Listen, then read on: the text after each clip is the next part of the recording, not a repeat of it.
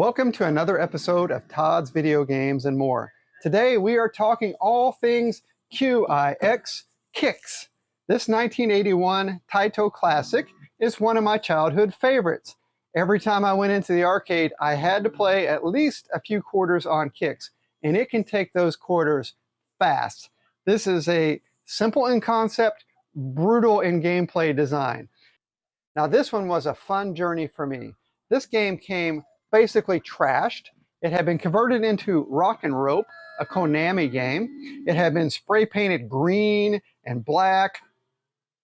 It was missing all the major components that we need to make it kicks again. So you'll see me do a few different things on this episode. For one thing, we're going to stencil the art back on the sides of the cabinet. And for another thing, we're going to use modern components inside.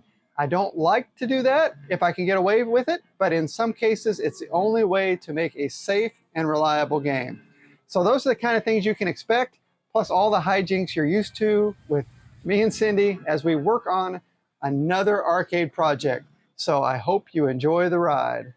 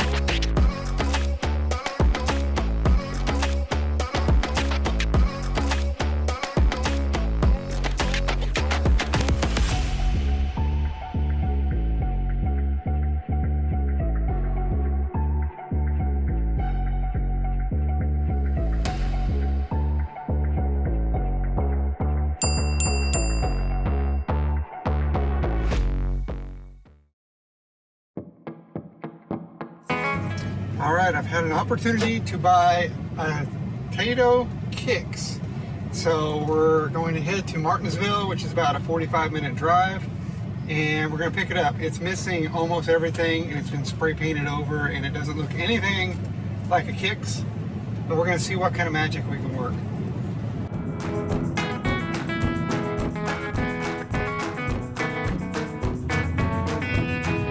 Is this the Church of Arcade Games?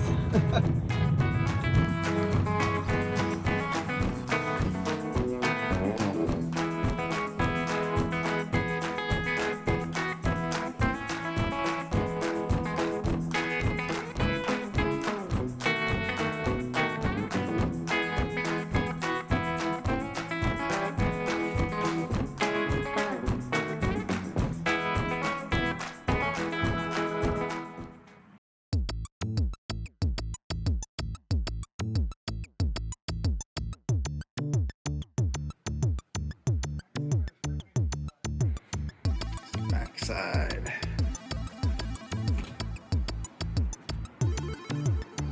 It's got a Roc'n Rope board in there and a monitor. Man, this must have been a cool church to go to, because they've got like an entire row of arcade games down here. It's a Phoenix, a Renegade, a SCI, Golf. Oh, Defender. Somebody just asked me to buy one of those. 4-player bowling alley. Maximum hang time. Well, I have that cabinet. And Space Invaders.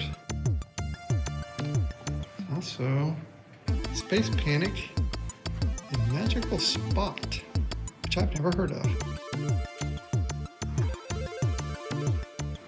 Let's see the old Taito stuff right there.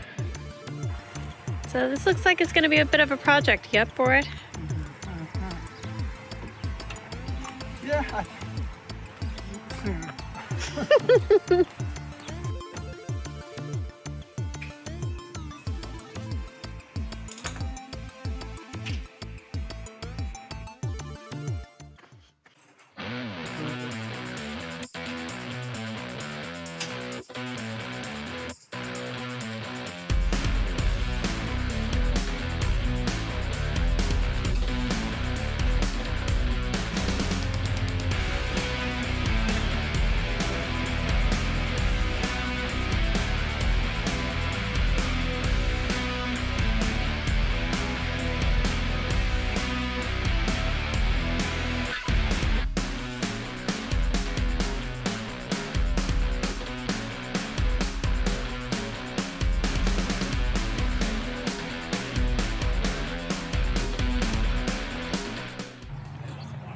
she's all set. I'm ready to go.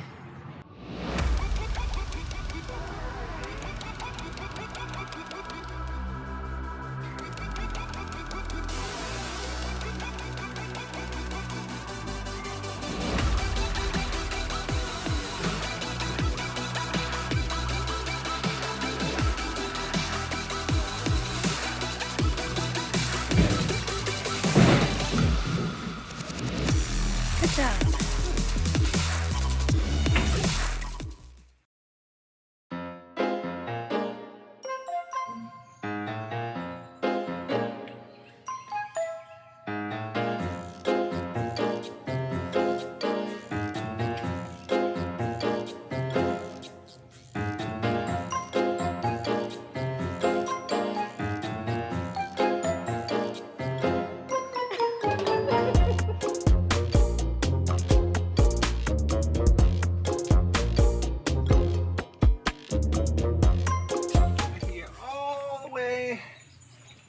To the lock from the inside, and I can just take this screw off and unlock it.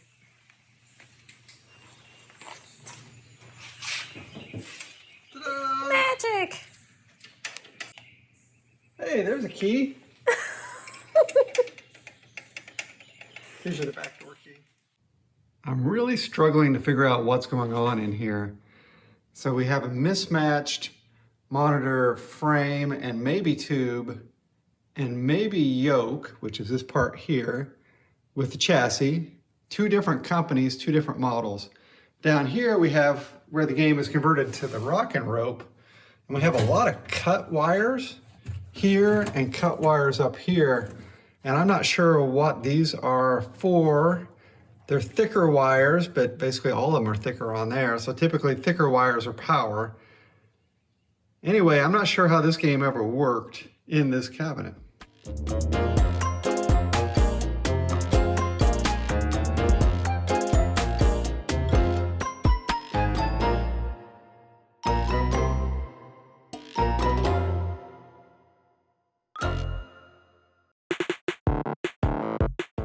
Well, they come as if from outer space in a variety of weird guises. Defender, Pac-Man, asteroids. To fans, they represent a challenge. But to critics, as Terry Drinkwater reports, they are a menace. Come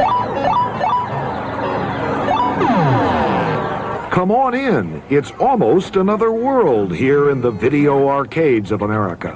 1 billion games are played every month, a quarter each for Escape, which can last a long time if you're skilled. You can't get hooked on it. Are you? Yeah. Any normal person would want to beat the machine. And you come back? Oh, sure. Again? Oh, sure. Again? Yeah. Many cities have reacted by making the arcades off limits to all under 17 from 8 to 3. It's not addictive in the sense of a drug dependency where you're going to have withdrawal symptoms, but it is physically, you can become physically dependent upon it. It just takes a lot of skill, hand-eye coordination, and it doesn't cost as much as some other things, and it's legal. Yeah, it's addictive. It is. Because you sit there and you just want to play it more and more. We don't really prefer to use the word addictive. We think it's associated with negative connotations. We prefer to use the term compelling and highly popular, which obviously they are.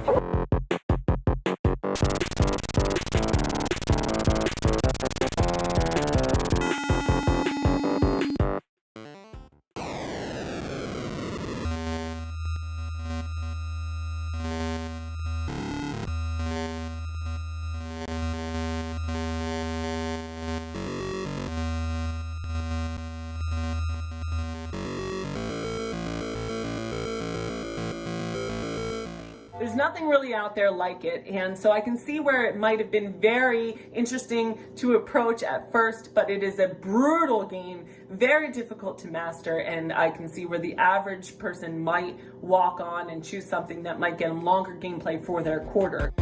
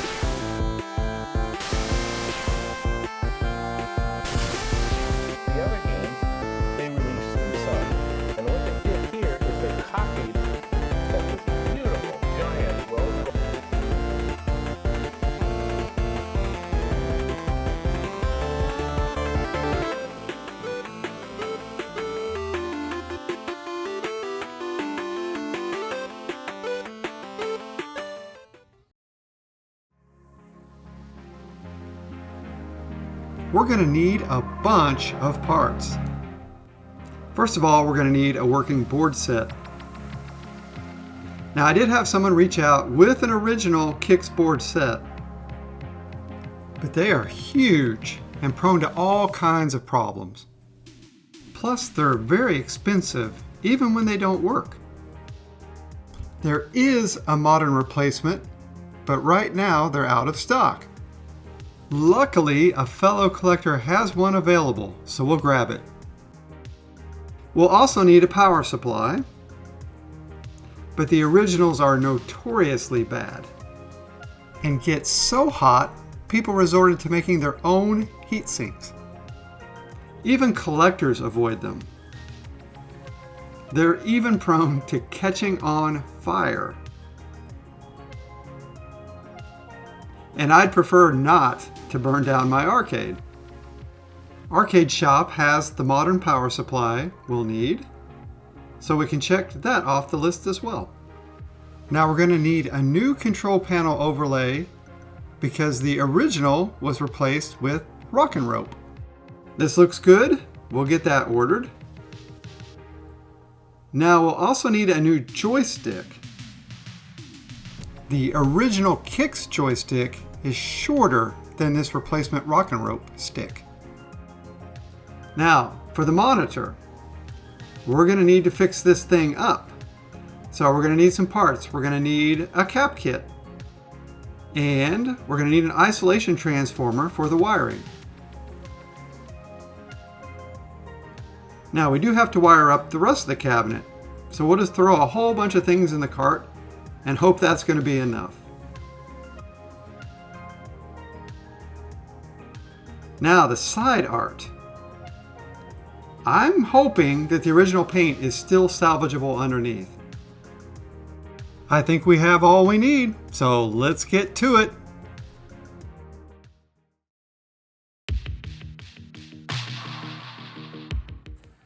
So I'm really curious to see how this paint comes off, and I'm going to try the most gentle way possible first, and then I'll move up to things that are stronger. So I'm going to start with a little isopropyl alcohol, little wiping cloths, see if I can get through any of it with that. I can see a little, I'll keep working on it.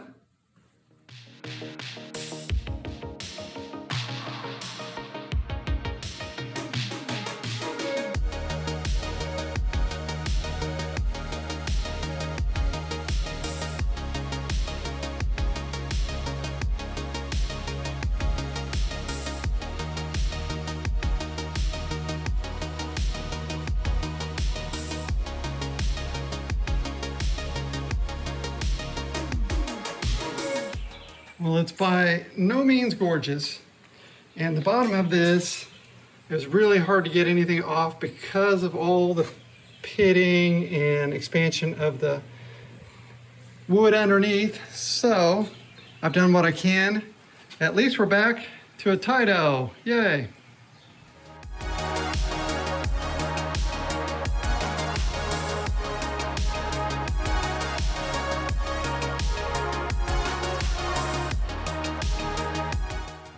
I don't know what this green is, but the graffiti remover doesn't touch it.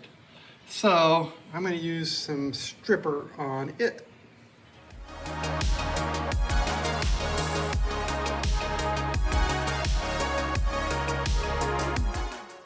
Well, this green is really stubborn, and it was really hiding just how bad. I think that's MDF underneath. It's not really even particle board.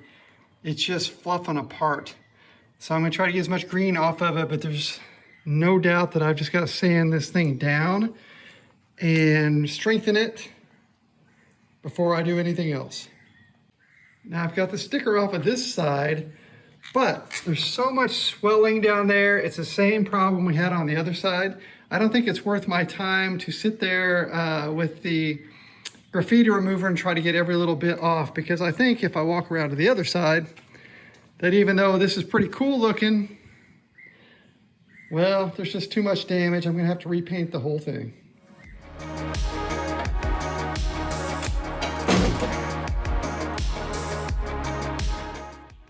I don't even know what to think about this. I mean, I think somebody just sprayed as many layers of neon green on there as they could to fill in everywhere that this was bad, and it just made things worse. It's a shame because the rest of it's in pretty good shape.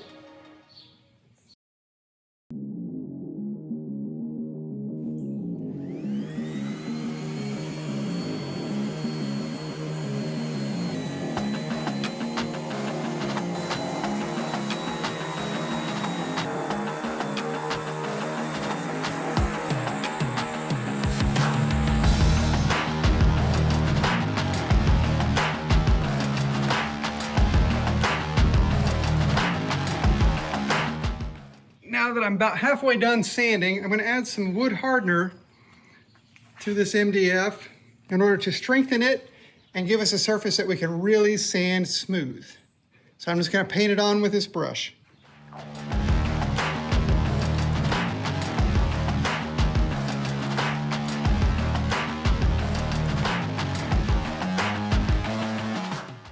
Before I finish sanding this, I need to know what color this paint is. It's not white, it's more of a gray. So I have this color muse device.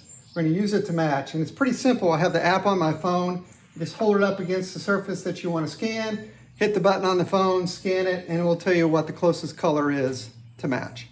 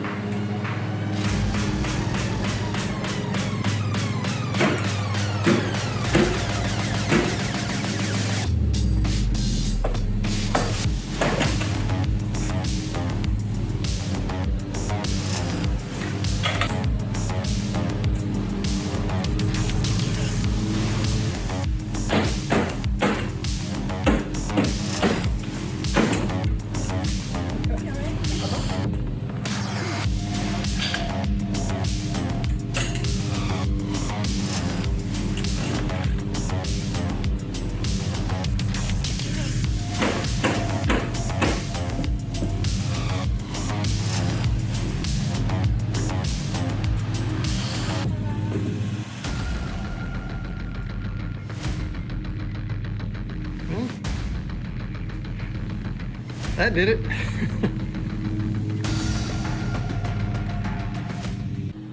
Well, I think that is a solid amount of deconstruction in one day. That's a thin cabinet.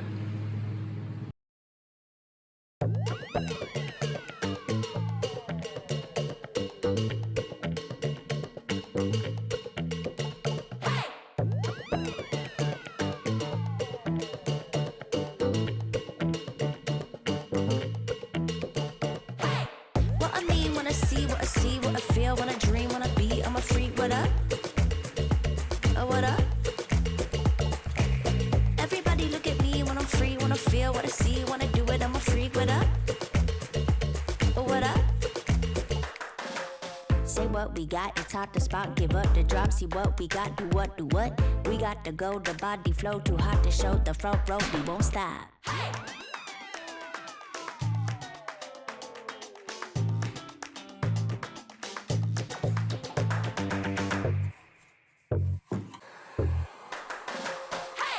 What I mean, wanna see, what I see, what I feel, wanna dream, wanna be, I'm a freak, what up? Oh, what up?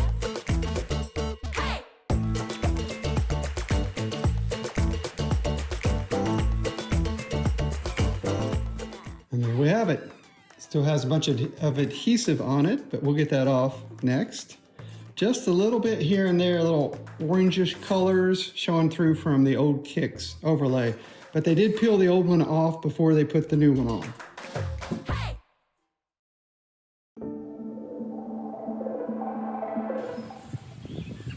It's sanding day, so we're gonna get this sanded down nice and smooth, get the rest of the paint off as we need to, and then we'll do the other side, the front, and we'll get some primer on.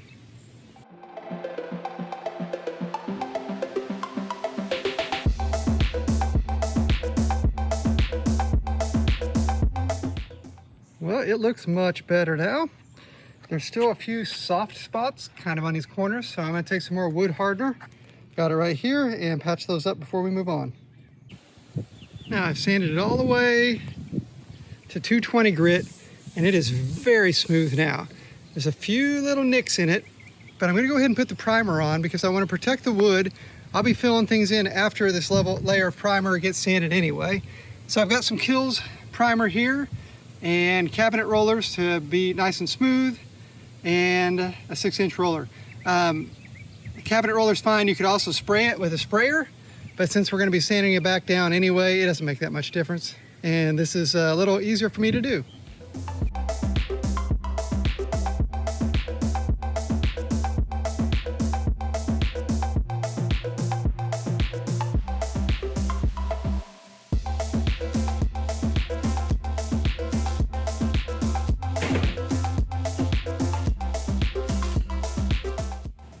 Well, that was so much fun. Let's do the other side.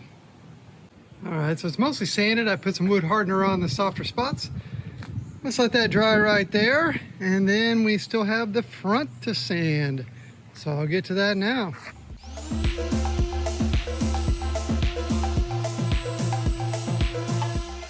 We are all the way sanded and ready to prime these two pieces.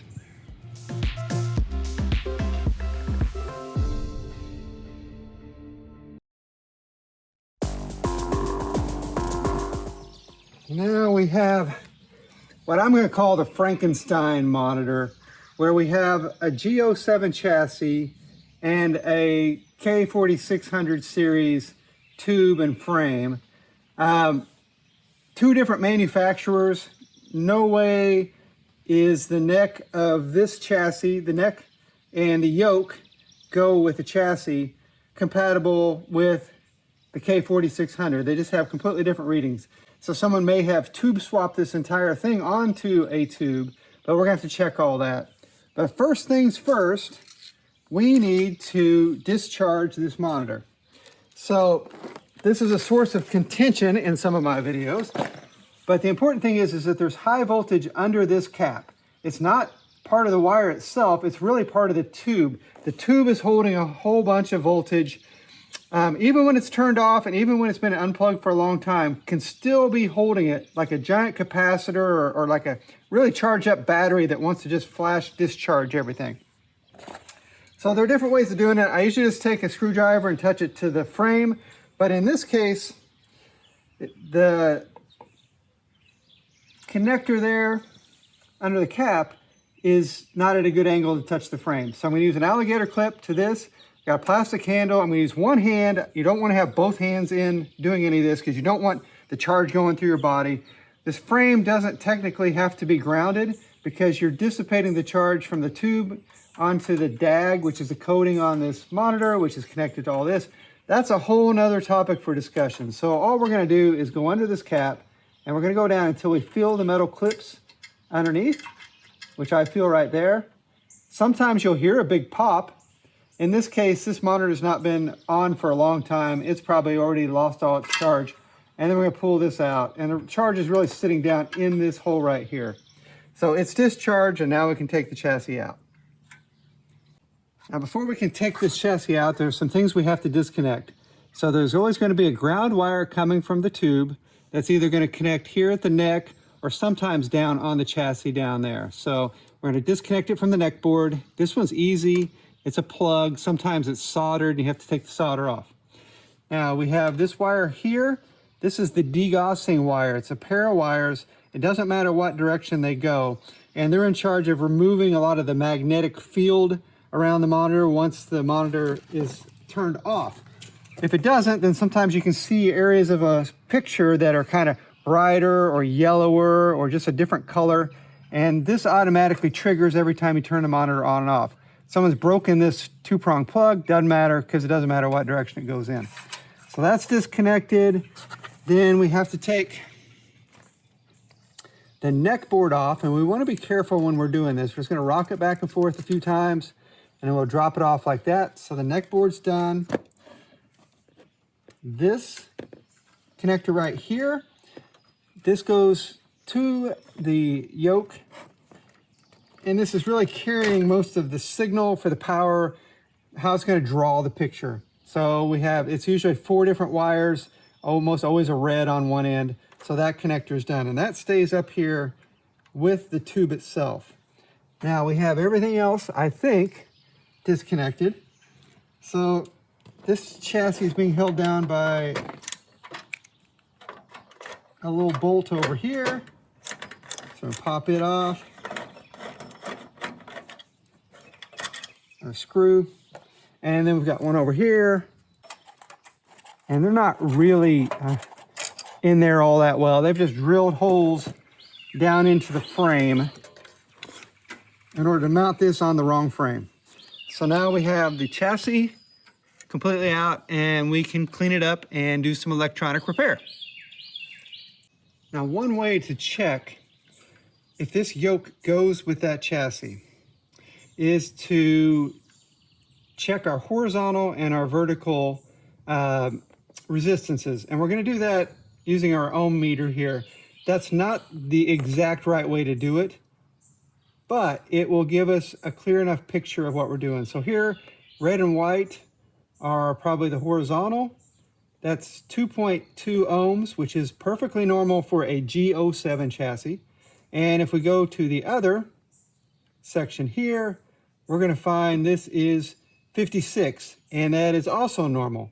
So this is definitely the right setup for the G07. Someone has changed out this entire part and put it on this tube in this frame.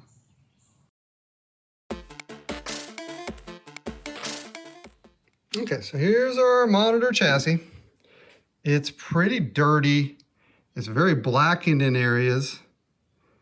It's a little sketchy looking. One thing I like about this one compared to the last one I did is it has an actual fuse holder for the smaller inner fuse. Usually it's on a pigtail back here. That's where it's wired in. And it blows a lot. And to get it out, you have to take everything apart and unsolder it and solder a new one on. So this actually has a fuse here. I've already checked this fuse. It's good. I checked that fuse. It's good. So we don't have any indication really that there's anything wrong with this other than that thing with all the orange ties strapped around it. That's the horizontal width coil, and they tear apart pretty easily. So we definitely are going to need another one of those. But first we're going to need to clean this thing up. I'm going to go ahead and use my desoldering gun to remove some of the components on here. So we're going to be doing a cap kit, and we're going to be putting on a new B+ filter. So we have a B+ filter right here. And one thing I'm going to do before I even touch it is I'm going to short across the plus and the minus to make sure it's not still carrying a charge. Because there are times where it charges up, holds a charge, and then something's wrong with the rest of the monitor. And then if you touch these, you get a huge zap. So I'm just going to short across real quick. Make sure they're not doing anything. They seem to be fine. Okay, now I have this handy Hakko FR301 desoldering gun. It's pretty simple. You just put it over the lead, let it drop down onto it. It melts all the solder. You suck it up. Same thing with these others. There it goes. Sometimes it takes a little while with these bigger ones to melt all the way through. Now we'll see if that loosened it up. Flip it back over. This thing's really huge. And there it goes. The replacement one that does the exact same job is this size. So that's how far technology has come. Now we also have this little metal cover right here that we need to take off. So it's got a couple pins in it that stick down. There's one right here and one right here. So it's a little different. It's a little harder to get off. We kind of got to go to the side of it and melt all around it. And then get all that off. Now we just take these two pins and make sure they're a little loose. Angled the same way as the slot. They are. Come to the other side. Pop the cover off. And we need it off because we need to get to these caps at some point anyway. Now I'm going to take this big flyback off. This is the high voltage thing that just sends out everything to the monitor that we want, the big signal. It's got a lot of big solder pads on it. that are normally in a circular pattern. So we've got to get all these desoldered and then we'll pop it off.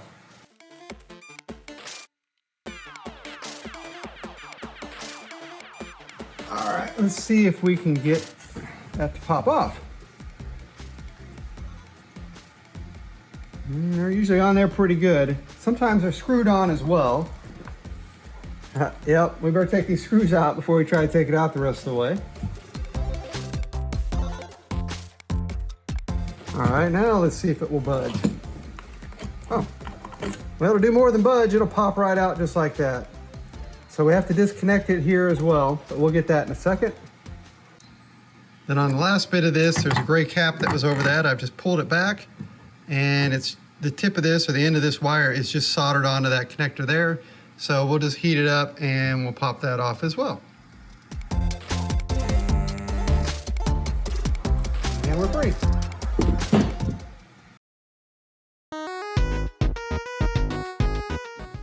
Now I'm going to do something that seems a little reckless. I've got some crud cutter. You can use simple green, any kind of degreaser. And I am just going to very liberally coat these boards. You might think liquids and circuitry do not mix, and that is 100% correct. They do not mix when power is applied, but we're going to make sure it's completely dry before we get to that point. So we're going to let that soak for a little bit, then we'll rinse it off.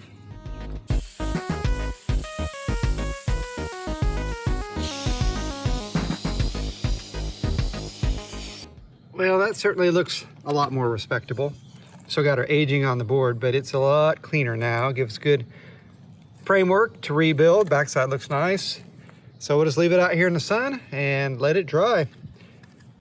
Now the tube that came with this unit has some of the worst burn-in you'll see. So you can exactly see the last game that was in there, the Roc'n Rope. Now, on darker games, like the really old games that are all black with some colors on them, it doesn't show through very much, but when you start having solid color patterns on it, then it really shows through. And with kicks, it's gonna have a lot of color, so it's really gonna show.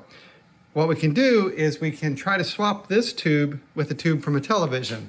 Now, luckily, yesterday, my friend Mark was at the recycling center here in Bedford, and someone had already set this 19-inch Daewoo TV on the recycle pallet. So he just picked it up and took it. Well, he asked, but when I see him, I just take him.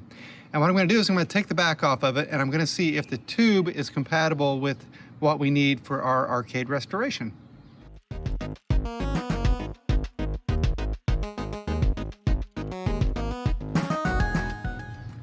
All right, so what we're looking for is we're looking at the neck size on this.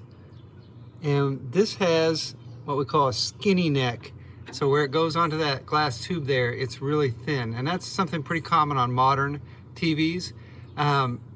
If you're pre-1990, it's almost always fat, but here it's skinny.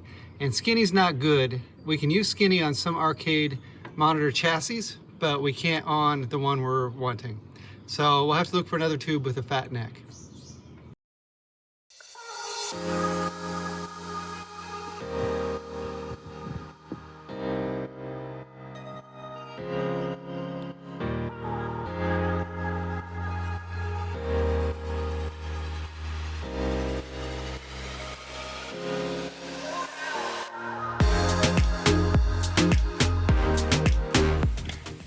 On this base, I'm going to be replacing this fiberboard here with some solid hardwood. So I've got to take all these braces off the corners and get everything out of the way, and I'll probably pop these wheels off so I can clean them up as well.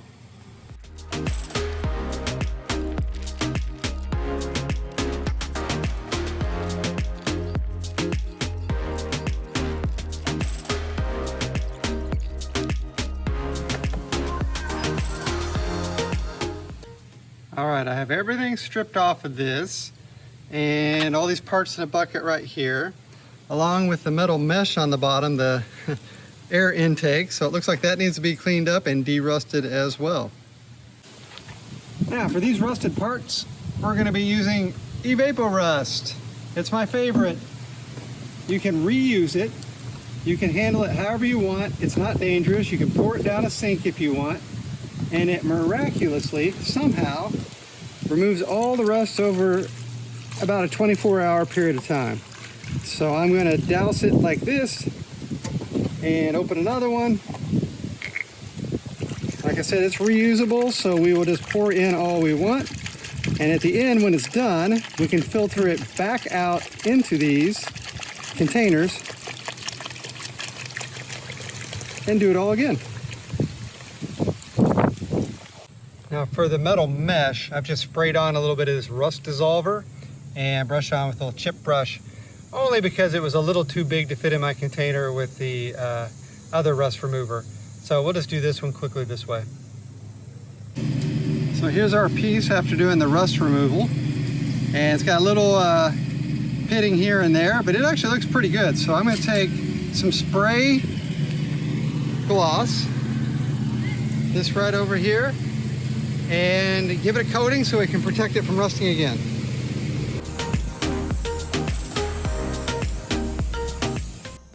For the base, I bought an 8-foot 1x4 of poplar, which is a hardwood, which should last a little better than the fiberboard that they made the original base out of. So I'm gonna go ahead and paint it black before I start cutting it and putting it together.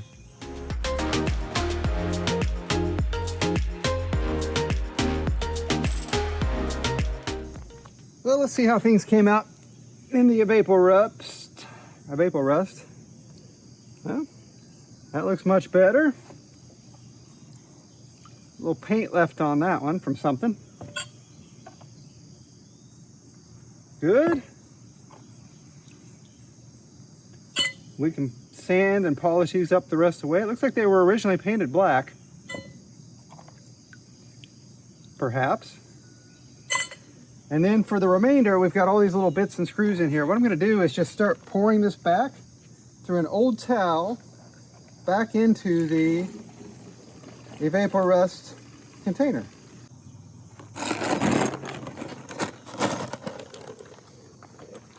And there we have all of our little parts, all shiny. Well, sort of shiny, but all rust-free at least. Now I got everything rinsed off. I can take this bristle brush and basically just rub off the rest of the paint. Just like that. Now I've got those dried off, sprayed with a little WD-40 so they don't rust right back up. And here are all our corner braces and the wheel braces, and they look great. And here's all the crap that came off of them.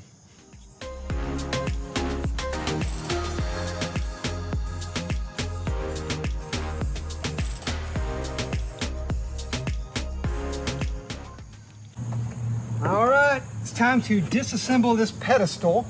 And I've measured the inside widths at 17¼ inches. And that's important because the new board is slightly thinner than the old MDF that's in here. And that means we're going to be measuring from inner to inner so we can match the inside dimensions here. So I'm going to take this little mini sledgehammer and see if I can pop these apart. And I'm not sure exactly what all is holding these together.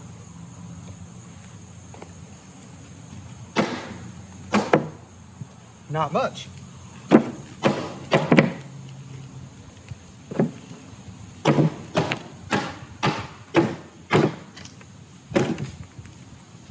Okay, so they were nailed in and glued in on the sides. Now everything's off.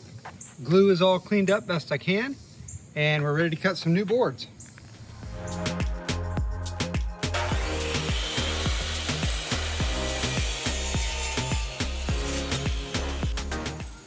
That looks like it's going to be really close to what we need on each end. I've taken another board and just laid it down the side to make sure it matches up. So I'm going to cut another one of these.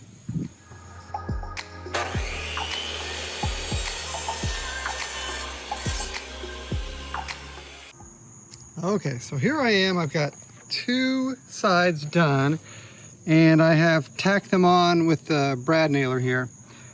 And as I measured the short side from the old, I measured it just a hair too short. And then as I was putting it together, that made me decide that this side, the opposite one over here, was just a little too long and I needed to take a little off to make it fit right. Well, that made it too short.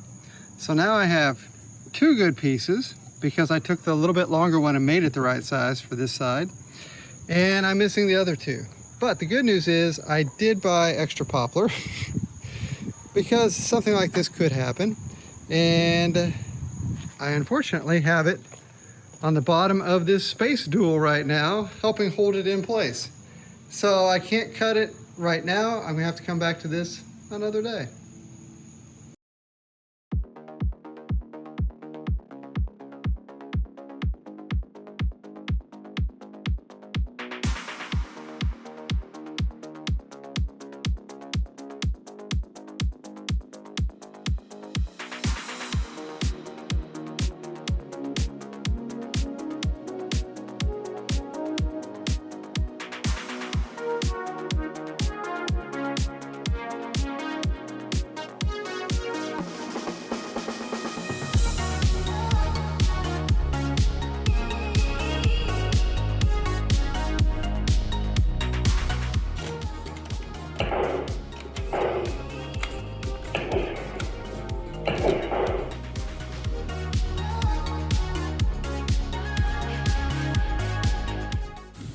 I got my sander out, random orbital with some fine grit sandpaper, and we're gonna get this thing sanded down.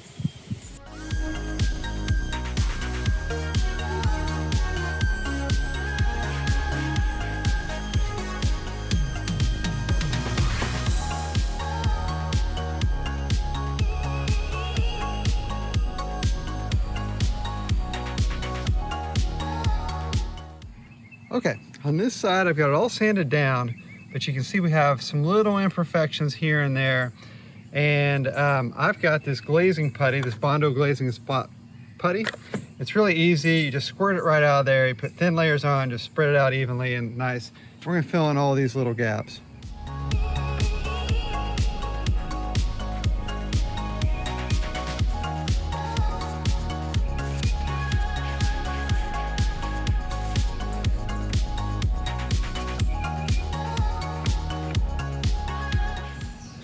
All right, so we'll let that sit for about 15 minutes and then sand it back down.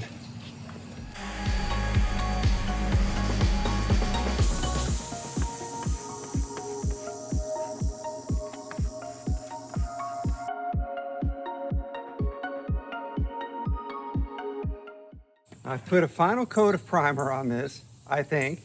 I've got it sanded with 220 on a circular, and now I've got an 800 just to really give it a nice slick feel, make sure there's no bumps anywhere. I'm gonna do the same with the other panels, and then we should be ready to paint.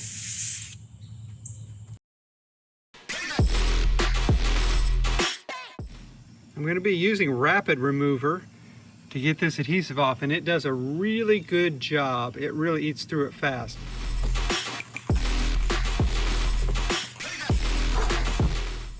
Takes about 60 seconds, but in the meantime, we don't want it to dry out too much. Boy, that just soaked right on in. So we'll give it a little bit more. And if you smell it, it smells like orange solvent or Goo Gone, so it's something like that. And then as we go, I can take my blade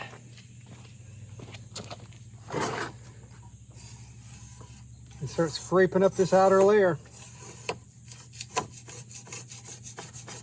And it's okay if we scratch up the paint on the control panel. We're gonna be repainting it anyway. But you can see how that gunk comes right off.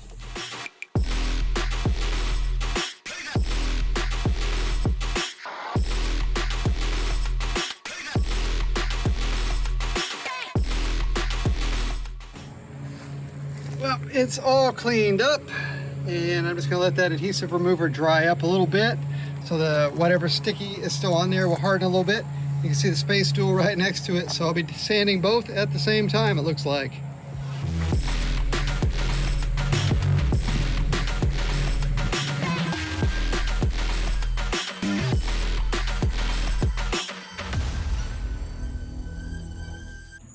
All right, here's our control panel. All back to almost bare metal with just the original paint. We'll put a little layer of black on that to recoat it, and then we'll be ready to put a new control panel overlay on it.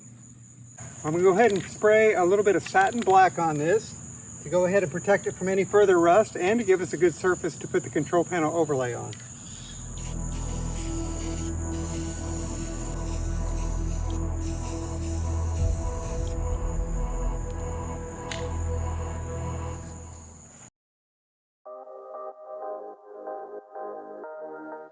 Now I'm ready to put on this Kicks control panel overlay. We have our control panel here. I sprayed it, I sanded it back down a little bit so that it's perfectly smooth.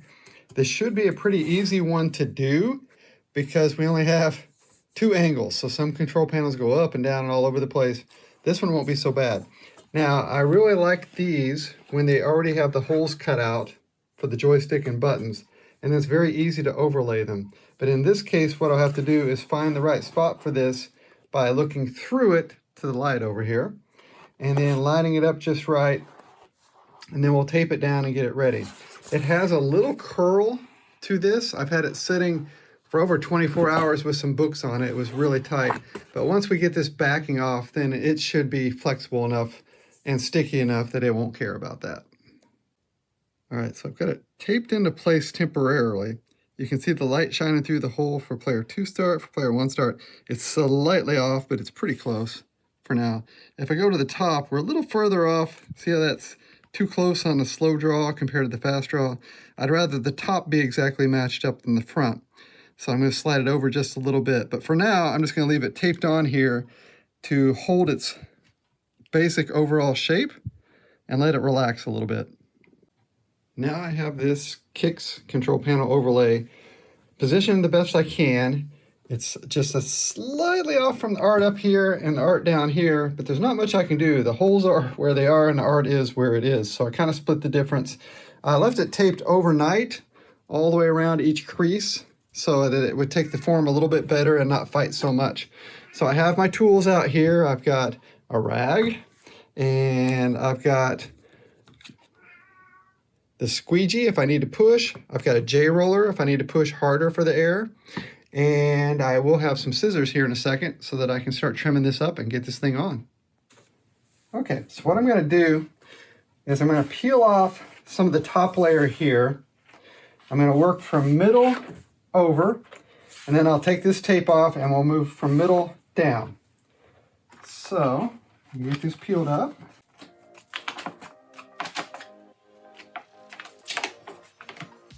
Just like this. I'm going to take my scissors, trim the backing off. Just like that. Now I'm going to lay it back down. Turn it this way a little bit. And then I just want it to roll back over. So I'm going to go side to side. Not trying to pinch it, not trying to stretch it. Just want it to lay flat. Just like that. And we'll go ahead and get the top here. Okay. Don't see any big air bubbles or anything like that. And now, I'm going to take it up and over the other side. Like that. If we have to peel it back up a little, we peel it back up a little. And look back from the front, make sure that looks right. Now, we'll peel this tape off. And turn it this way.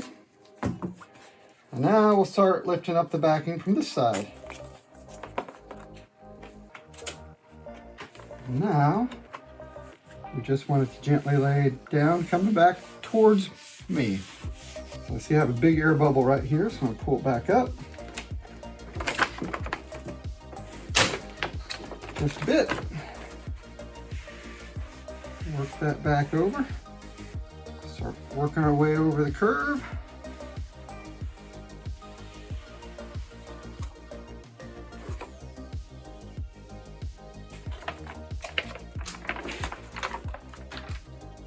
No air.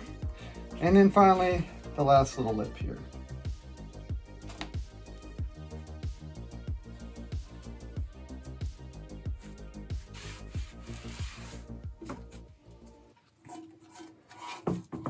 And just like that, we're on.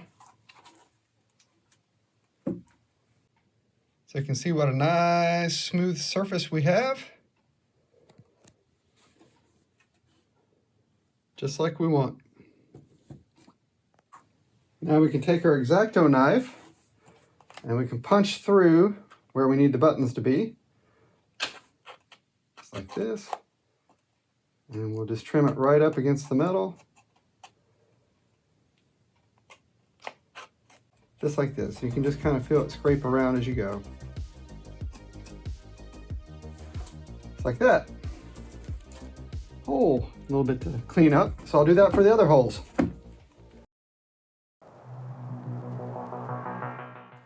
Okay, so the control panel's all trimmed up. We do have a bunch of little holes we'll have to punch when we're ready to put some bolts in, but we'll save that for later. And if I set this here, I have all the controls we took off the original, or the control panel when I got it. And it's kind of this mess of some really dirty, ugly buttons. And a joystick, this joystick is not the correct joystick for this. So I did have someone who had the correct joystick sell me the correct joystick. And it looks like it's a whole bunch of parts for me to put back together. And there's the knob right there. So got to clean all this up, get this joystick assembled, and see what we got.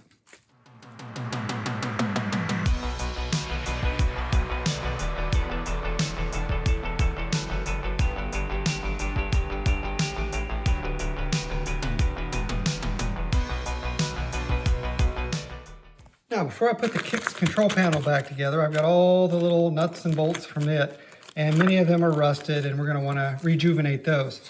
Now, if you like Grillo's pickles like I do, you end up with these extra Grillo's pickles cartons. And these are great for little nuts and bolts projects like this. So all I'm going to do is dump these in here, pour some of this over the top, and then let it sit overnight.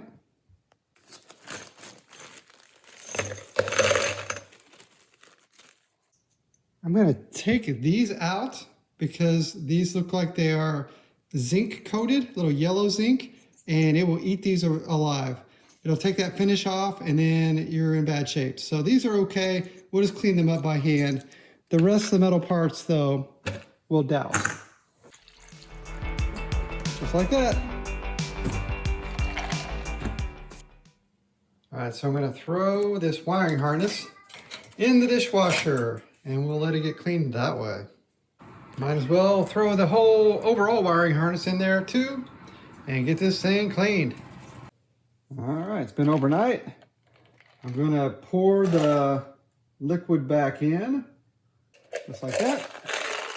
And then there's all our hardware. Now, before I spray these with WD-40, these bolts are supposed to be black, at least on top. So what I have is some black oxide. You can buy a big container of it and you mix it with some water. This is the same mix I made originally. So I've got enough for a lifetime, I think. I'm gonna pour a little bit into here and I'm gonna put these bolts in there. It only has to soak for 5 minutes or so, and then we'll take them out and see what we got. But if you look at them now, they're silver, so we'll see.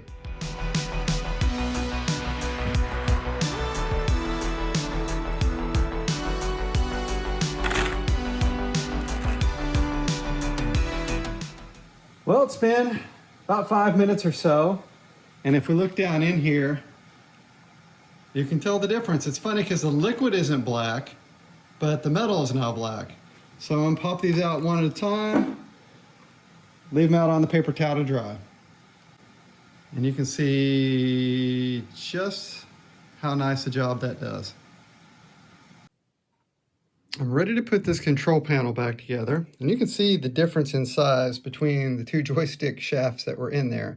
So this uses a very short handle, and also it's a 4-way joystick, meaning that inside you can see there's a square pattern that when someone is moving the control, it can only go left, right, up, down, and there's no diagonal movement. It will carry you to the next because this game doesn't allow diagonal movement. Some joysticks are 8-way, which allows you to go diagonally. So you have to be careful that you have the right joystick. I know this one came out of a Kicks, so it's absolutely the right joystick. Now, the buttons from the Kicks that we got, we cleaned them up, but they are really pretty trashed. They're really scratched, they're really brown and yellowed. So I have some buttons that I took off a Space Invaders control panel at one point in time, and it's the same one. Taito makes that game too. Same buttons. So I will use those instead because they're a little nicer. They're still vintage looking. So I'll put those back together. We have our wiring harness, very luckily from the Kicks. It was in there, so we can attach that to the buttons here, put the joystick back in, and have this all ready to go.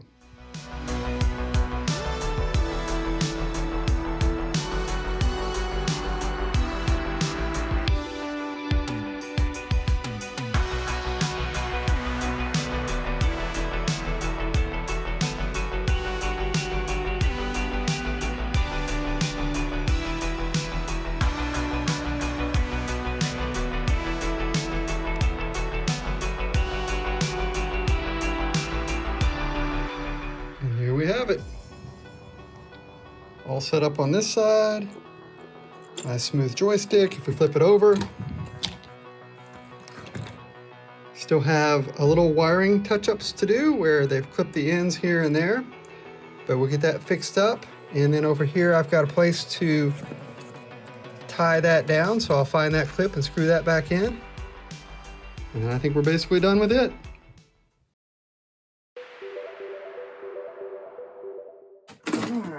Here we have our Taito stencils. Woohoo! Wow. They're big. They are very big. Awesome.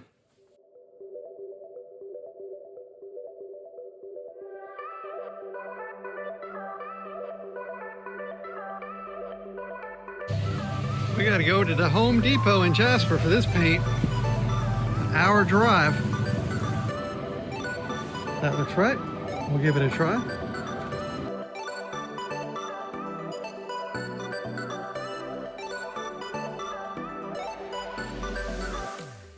All right, this is my makeshift spraying area at the end of my driveway. We have what we need here. We're gonna be spraying black today. Normally I will use satin black for arcade cabinets. Some people will use semi-gloss, that's fine. I think the satin is pretty shiny anyway once it's really smooth. I'll paint thinner because with the sprayer that we're gonna use, you do need to thin the paint out. You can't just put it in straight. And most people will thin it about, 75% paint, 25% thinner, maybe something like that. Got some gloves, got a protective mask. I think that's about all we will need. I've got both of these boards laying out just like this, and I have not really sprayed anything laying flat down before. Usually they're upright. So I'm gonna make sure I take it nice and carefully and don't get into a big mess.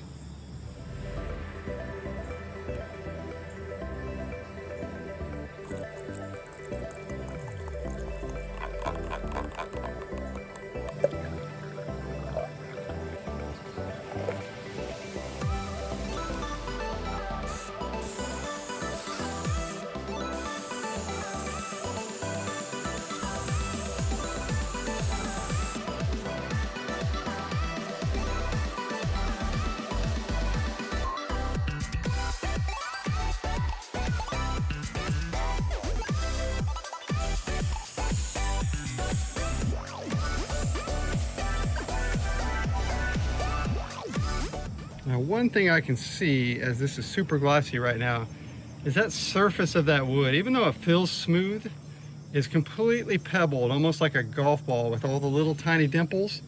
Just from where we had to take the old paint off and it ate away a little bit here and there, it's just enough to marble that.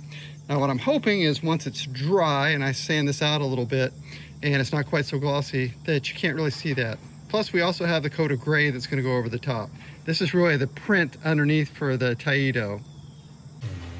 Well, here we have one coat done. I'm going to sand them down just a little bit, add a second coat, and you can hear in the background they are cutting down some gigantic trees today across the street.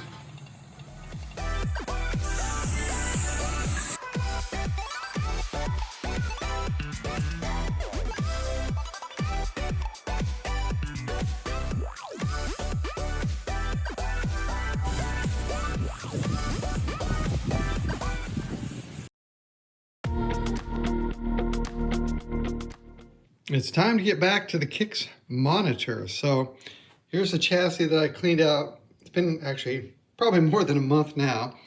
And I've got a cap kit. And the cap kit contains all these little cylindrical things that are all over the board. Over time, these dry out. They're very important in picture quality and making sure the monitor runs correctly. So it's a good idea if they're original or pretty old to go ahead and replace them all. And I get mine from Arcade Parts and Repair, which is a highly reputable arcade place. I also have a width coil because we noticed that this one has been strapped in and must be a little jiggly loose. I've got what's called the B+ filter, which is a bigger cap, goes over here. Don't always change these, but on a really old one like this G07 is one of the very early monitors, I'll usually go ahead and change it out. I've also got the new Flyback because we took the Flyback out when we were cleaning. I've got a centering position kit. I've got new control knobs to replace all these little ones over here. The pots, we call them, that adjust things like brightness, contrast, vertical hold, because those can get a little dried out and tough to use over time. So I've got a whole kit of things. I got my soldering iron, desoldering gun. I am ready to go. Now the kit comes with instructions on where each cap is supposed to go and what its value is. So if we look on the board, if we get right in here, and just barely see under that cap C511. And if we look at it from the side, it's 47 at 160. So 47 microfarads, 160 volts. If we go over here to C511, we'll see 47 microfarads at 250 volts. It's always okay to use a higher voltage cap. It's not particularly okay, and maybe not really, only in special circumstances okay, to change the microfarad value. So we're always okay to go up in voltage, just means it's rated for a higher voltage. And what the reason for this today is that these may not be readily available, but the 250 volt ones are. So that's what they put in the kit. So we'll take this one out, and if I come over here, 47 at 250, it's probably smaller than what's on the board. There it is right here. Modern electronics, a little better. So they're manufactured a little smaller often or in different shapes. So don't worry about that either. So this is the one we'll put in. So what I'm going to do is I find the location underneath, and it says it right there, C511. The solder joints don't look all that great anyway. So I'm going to put the gun over the joint like this. Pull on the vacuum, it sucks all the solder right out. And then if I wiggle from the other side, and there it goes. So that one was in there pretty tight. It's not usually like that. So we'll get the new one and we'll install it in this spot. Okay, so now we take our new one. These are marked. There's a negative side and a positive side. The plus side has a longer leg than the minus side. It's marked here too. There's a little plus sign right there that says this is a plus side. But there is one of these on this board that's marked wrong on this side. And it has it right at the top of the list here to be careful when you get to that one, which we will. So we'll look on the other side, and it is marked correctly on this side. Usually, the negative is going to have a circular black dot, and that's the case for this one too. So we're going to take our new one, we're going to put the plus on the plus side, minus on the minus side, we're going to push it all the way through. Then we'll come to the other side and we'll hold it flat, and we'll take each one of these, bend them down a little bit. Yes, as someone points out, that does make it harder the next time someone has to do a cap kit, but it also makes it very nice and clean when I'm doing this cap kit. So I've got some solder, and it's really not that much harder, so that's the next guy's problem. So I've got some Kester soldering wire. It is a lead-based solder. It does have the core in it, so we don't need to use flux. And I do have a fan that I will turn on when I start doing more of these. This should be done with caution and open air because lead is always bad for you. So we're going to hold the soldering iron on the pad and on the wire, just like that. We're going to heat it up, and then we'll take our solder and we push it into that. Pull the soldering iron off. and then we have a nice soldering joint. And then I'll take my flush cutters over here and trim that piece off. And this piece off. And just like that, we've got one on. Now we have to very much make sure we have the plus and minus the right way, because if we don't, then we can have some really explosive results when we turn this thing back on. So I always double check all of these before I power these up. There are a few, and there's some on this one as well. They're called bipolar, and it doesn't matter which direction you put them in. But those are pretty rare. Here's one right here. It says BP on it. So in the instructions, it'll say it's bipolar. It can go any direction. So what I'm going to do, and sometimes I do multiple ones before I start trimming these, I'm going to get the rest of the kit ready and start replacing all of these on the board.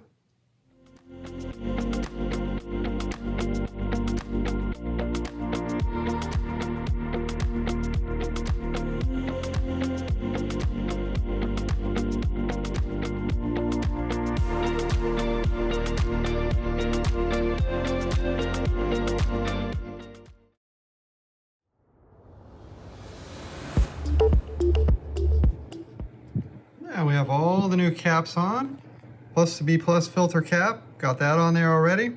There are some other little modifications to do for this chassis by moving a couple of caps around to help with some sink issues it can possibly have.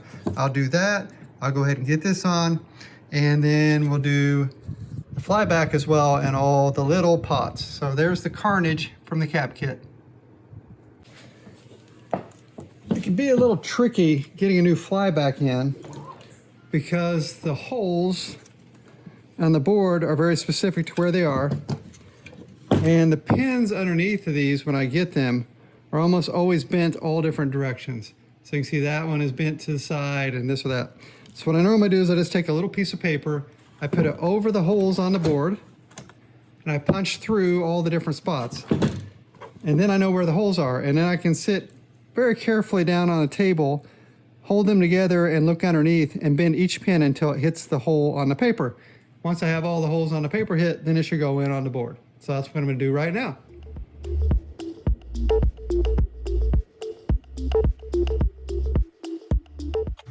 Now I basically have everything done. I've replaced all these. I've put in the kit so that we can exactly center horizontally and vertically our image rather than picking left, right, center. I have got the flyback in, I've got the width coil on. There's what our last width coil looks like. No wonder they had it bound together. It was absolutely crumbling. Last thing I'm going to do here with this is I've put in a wire harness for the video input, and I'm going to flip it over to the other side, and where those pins come in, I'm going to take the solder off and reflow the solder. And the reason I have the harness in is so the pins don't just fall out while I'm desoldering them, because you want to desolder completely, then resolder. I typically do half first, solder them back on, then do the other half second, solder them back on, so the whole connector doesn't fall off too. I've got to do that, and there's 3 down here for some other pins, and then I think we're about done. One of the last things we have to do with this monitor is, at some point in time, some of the pins had pulled out of the connector. So normally there would be a connector like this, these pins will go in, and then you can plug in the monitor this way. So one pin is trashed, the other one is in good shape, but it has some weird stuff on it. So basically what we're going to do is we're just going to make it again. I'm going to cut the ends off of the existing wires, just like that. I'm going to use my special vice grip strippers, which are easy enough to use. I think with this amount I can get in there. Yep. I'm not sure I can get a good angle here for this, but you just push it in until it hits the yellow on the end and pull. Same thing here, pull, and that'll give us our ends. Now this uses 0.093 Molex connectors. There are several different sizes, so you need to make sure you get the right ones for the right connectors. These are the ones for it. Now, basically, we have this crimping tool. It's very cool. We're going to take a connector, we're going to put it in the tool, and pinch it a little so it'll go in. And we use the biggest slot for this because the insulation on this is really thick. And basically all we have to do is slide the wire all the way in until some of the black plastic insulation goes into our connector, kind of like that. And then we give it a squeeze, just like that. Then we're gonna give it a good pull, make sure we've got the pin on there. That one looks good. Let's do the other. Make sure we're in just like that. And another good crimp. All right, so now we have our 2 pins. This is our connector coming in. Easiest way to do this is just go ahead and put that connector on. Now, in some cases, it does matter which is black and which is white. On a monitor like this, it doesn't really have any polarity, so it doesn't make much difference. There might be cases where it makes a difference, but I'm not familiar with any at this point. So it's gonna take our pins, we're gonna push them in, and we'll get them started. I'll go ahead and remove this. I usually do it to match up colors. And just push until you feel a good click. And now we have our power connector. And now we can power up this monitor. Now I've got this thing all together. I'm all excited. I've got a test pattern generator hooked up, but I got out my multimeter because there is a B+ voltage that we want to set to make sure this monitor stays in a safe range, doesn't generate X-rays, make me glow in the dark. Way down here is the knob that you use to adjust the B+. And there is no knob inside. It's completely broken out. So this will not work correctly, which means the monitor will not work correctly. And I do not have another one of these. I should have noticed that early on, but I've never seen one where it was just completely broken and gone. So I had everything set up to go, but now I've got to order that part.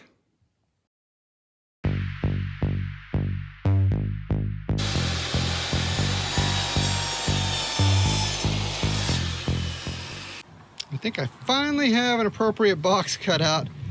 Every time I'd put it back in, it would be just a little off, so I had to get a couple new boards to finish it up and get it just right.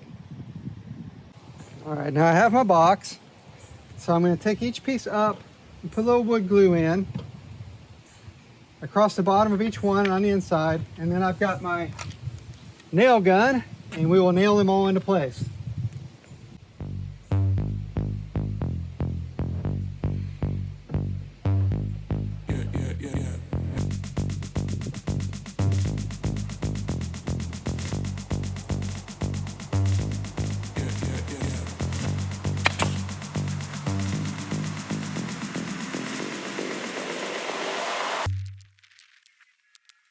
Bye, Opus. He came to check out the progress here today. Now we got this thing all painted, so it's time to put these brackets, angle brackets, back on the sides to give it some more support. So I'm just going to eyeball these.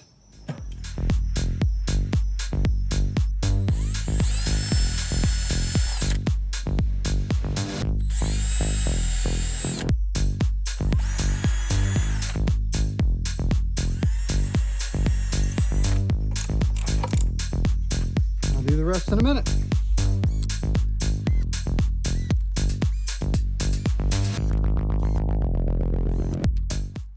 So I'm cutting some support corners out of the extra poplar so I can stick them in and give this a really solid corner on the inside and give it a really stable base.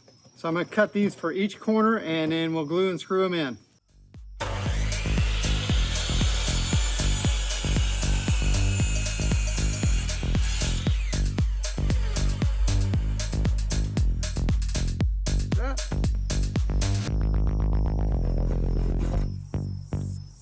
Like that.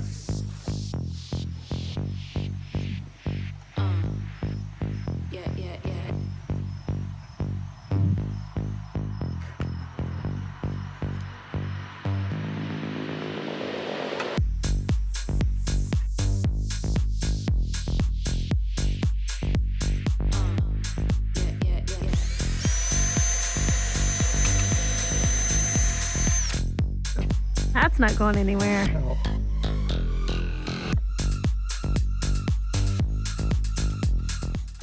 Now I'm putting this thing all back together. I've got the wheels on, but then I noticed something. The wheels are up a little bit higher than the lip of this, and that's because the board that was on there before was just slightly taller than this one.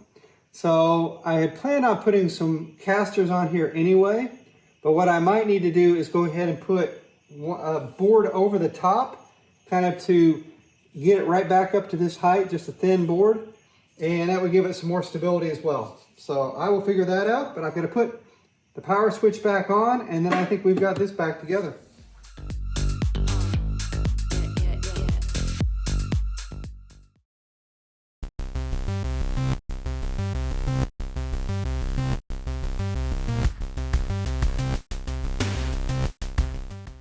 Now I have my part from Arcade Parts and Repair.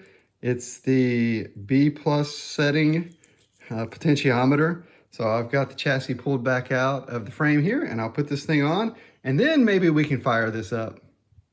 Now it's all together as far as I can tell. So it's time to finally kick this on. So I've got my power strip here. We're gonna watch for anything unusual here, sparks, smoke, who knows what. And I've got my test pattern generator on, so it should make a signal for this to read that I can check. I've done more repairs to this chassis than probably any chassis before, so there's lots of different things that could go wrong. But we might as well, one more thing, hold on. I had to add my fake switch so that this would turn on. So hopefully now I've got everything where it can turn on. So let's give it a go in 3, 2, 1. Okay, I hear high voltage. Now that B+ should be set to 120. I've got a plastic tool I can use for that.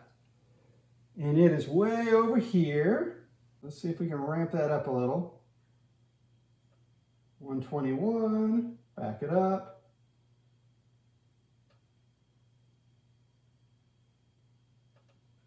.4, close enough for right now. And then we come around and see if we have any kind of picture, which we do not. Okay, well, I hear things running, just don't see anything. I've turned the brightness all the way up on the Flyback, and so I can see that it's trying to do something. So the tube itself is working, but it's not showing the signal. Okay, well, we are getting something because I turned up some of the brightness and some of the different color drives, and I can go through the test patterns on here, and I can see that we've got things. So what we have is a sync or a hold issue where the image is drawing really quickly. But we can see our different colors. So we know to some degree that this is working. It's just not synced up right. So I will keep working. Now we're getting somewhere. It's not perfect yet. It's got some weird geometry issues, but I'm starting to get things dialed in. Now that's looking quite a bit better. Still have to work on the colors a little bit, but that's pretty good. I'm pretty happy with that. And some of the different test patterns that it'll run.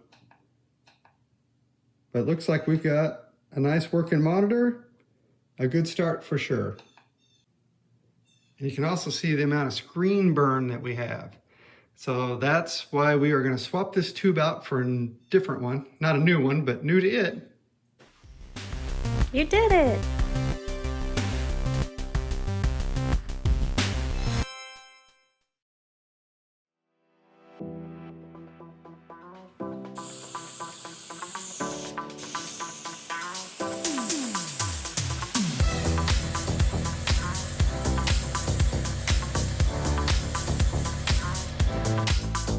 That is 3 sprayed coats of the gray, and it looks fantastic.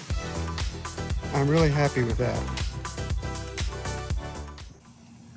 Well, let's try to do some painting with the stencil. So I've got the front here laid out. I'm going to go grab the stencil and I'm going to apply it, and I've got the spray gun out to spray the gray that goes on here, and hopefully it will turn out nice. So here's our stencil, and it's got some marks in here to cut it down ahead of time to match the cabinet a little better. So I'm going to cut it up next, and then we'll apply it.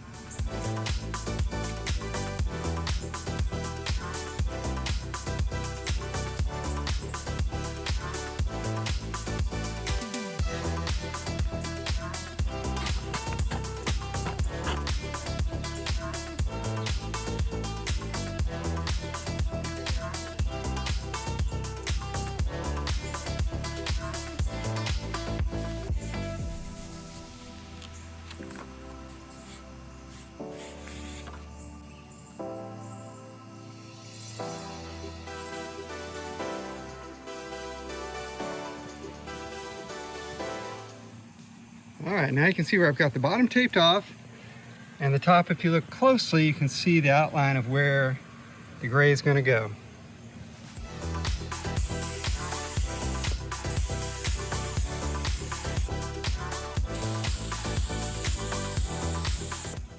Well, I'm going to be honest, this has been a real mess.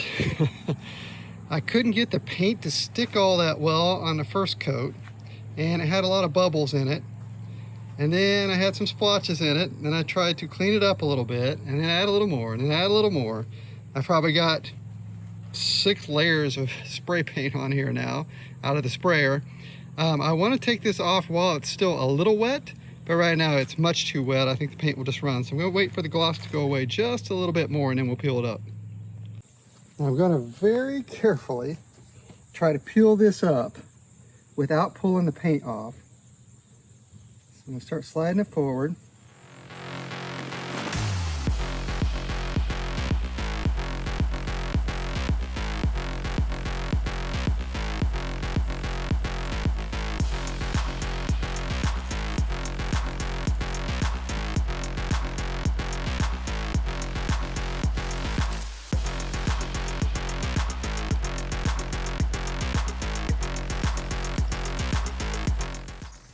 Okay, well, I knew I had too much paint in places, and so when I peeled it up, some of it peeled over and on top of the existing paint.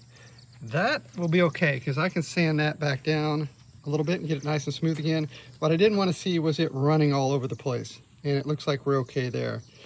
So now I can just let it dry the rest of the way, let it dry plenty of time, and then sand it back down a little bit to where it's smooth. Well, we might as well go ahead and try one of the sides. So I'm going to do the same trick, got it taped down in the middle. We'll get this applied, and then we're going to use black paint on this one.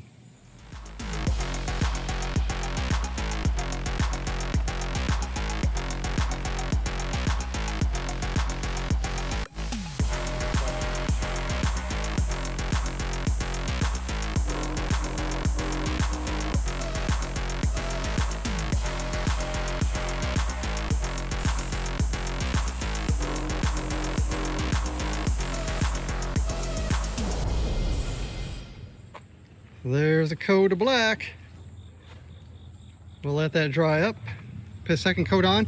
And look what I got. Just delivered by FedEx. Another tree. Not a banana tree. No, this one's a breadfruit tree. So we're going to see if we can grow breadfruits here in Indiana. Hello, little breadfruit tree. They could eventually get up to 80 feet tall, but it better not because it's going to stay indoors.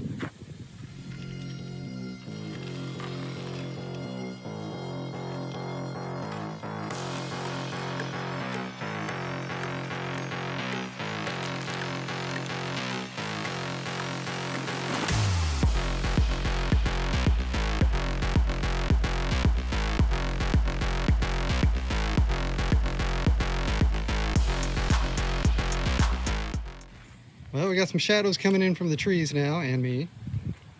And there were just a few little smears. There's one down here by the eye. There's one here in the middle. That's it. That came out really nice. So now on to the other side.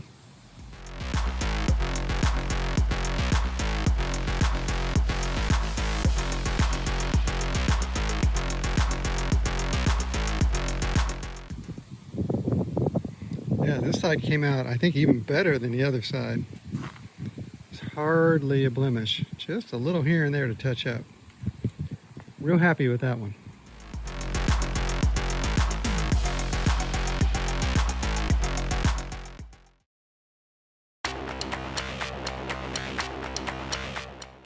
Now we know we have this monitor with, this is actually Kangaroo burn-in, and I'm not familiar with Kangaroo.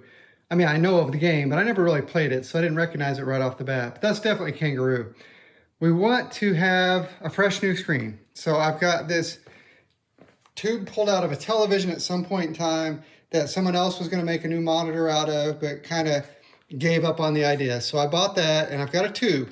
Now, what we want to do is we want to know how much work it's going to be. If this yoke, this part with all the copper windings, matches the yoke on that one, then we simply unplug this, take the whole thing out, put the whole thing in, plug that part back in.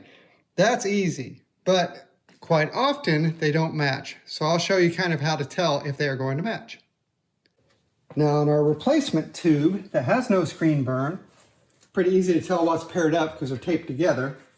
But if we take these two wires and connect them, I'll turn the light on here. This is our horizontal, it's 3.7. And if we go to the other, 12.2. Now that's reasonably close to certain chassis, but it's not at all what we want for our monitor. So if we want to use this tube in that monitor, we have to take this whole thing off and just use the tube itself. So that's a full tube swap, and that's what we're going to do.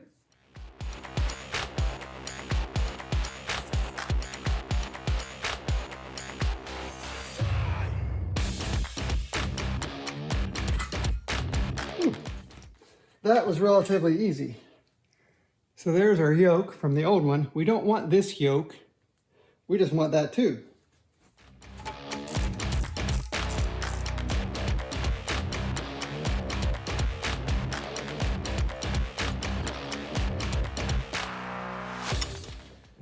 All right, so we're going to move the frame out of the way and lay this down like that on this blanket. So there's our new tube.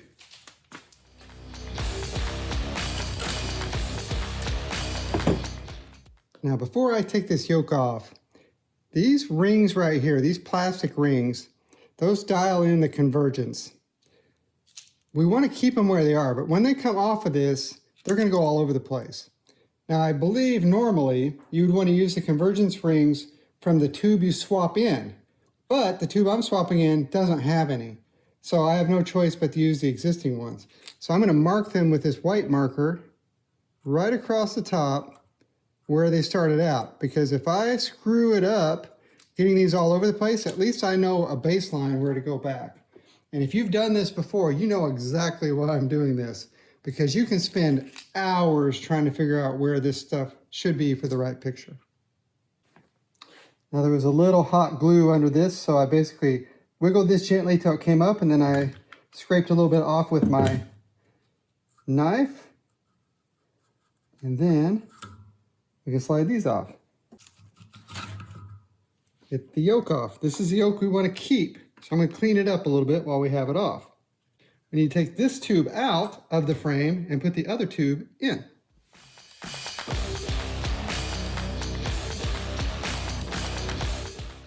Cleanly. It did. Out it goes. Now one of the cool things about this frame is this degaussing strip or coil that goes all the way around usually is attached to the tube itself. And you need to transfer this one to the new tube. But this is part of the frame, so when you put the new tube in, it will automatically work. So you don't have to mess with that. Now I've cleaned all the rust off the inner part, put a little layer of WD-40 over it, wiped it down, wiped down the outside. All right, let's get this tube in.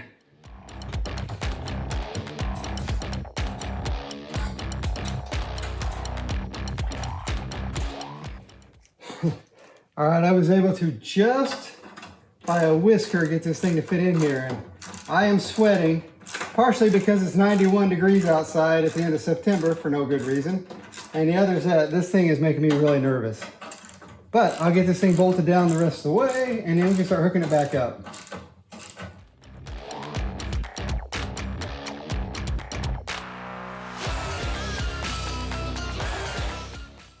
Now this part is our ground strap that goes around the monitor. You can see it. It says GND, ground. This isn't the right plug for our neck board. We do have the right plug right here. So what I'm going to do is just take this one off and splice it to the end of this.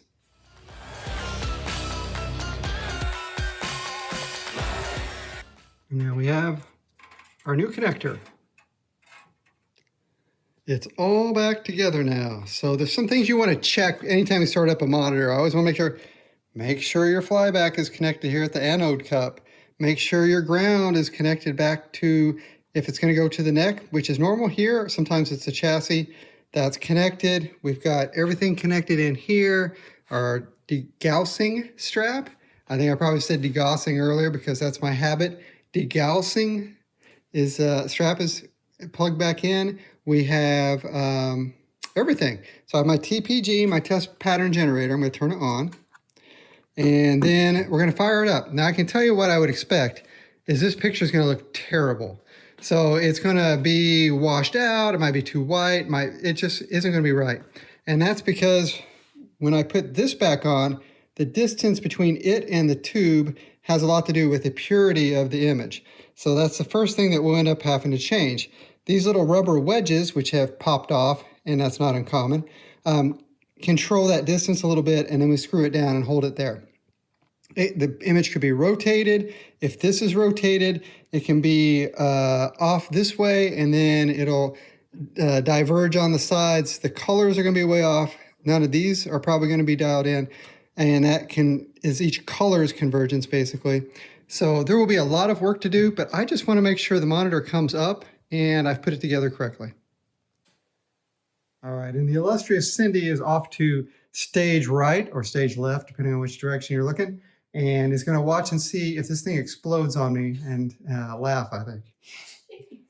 All right, so 3, 2, 1. Ooh, I did see a spark in there. I don't know if that's good or not.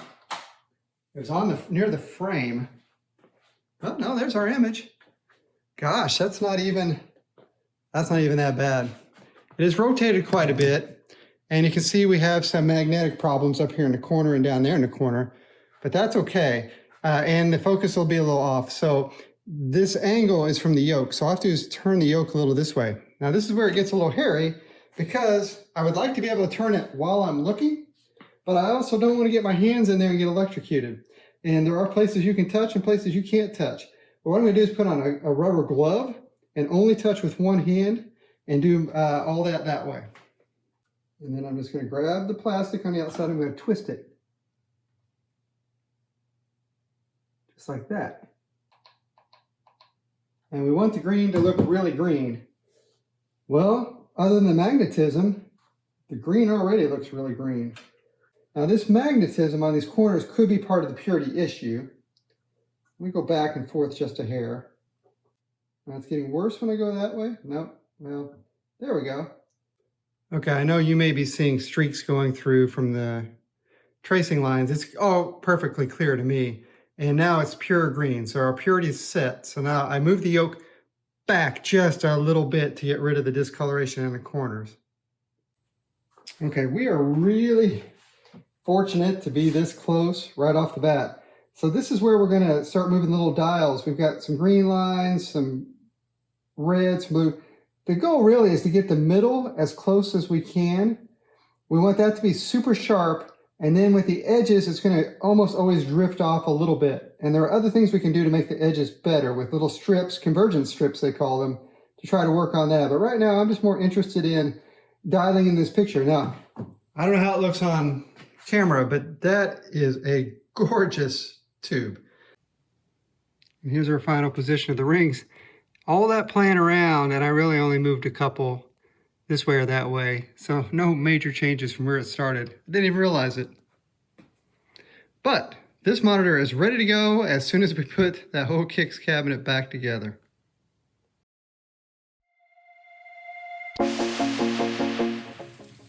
Now I've sanded off the tops of these so they're all perfectly smooth, painted them, and then I've added these angle brackets into each corner. And that's really because we've got the outside braced and we've got this, this piece isn't coming apart on the sides, but the only way it's attached to the base of the game is through these. And the only way it's attached to these are for some nails on the side and some glue, and it's also glued to the board here. But you can imagine just really hitting this hard and knocking this entire platform off the base of the game. So there is no way you can tear this up now. It is indestructible.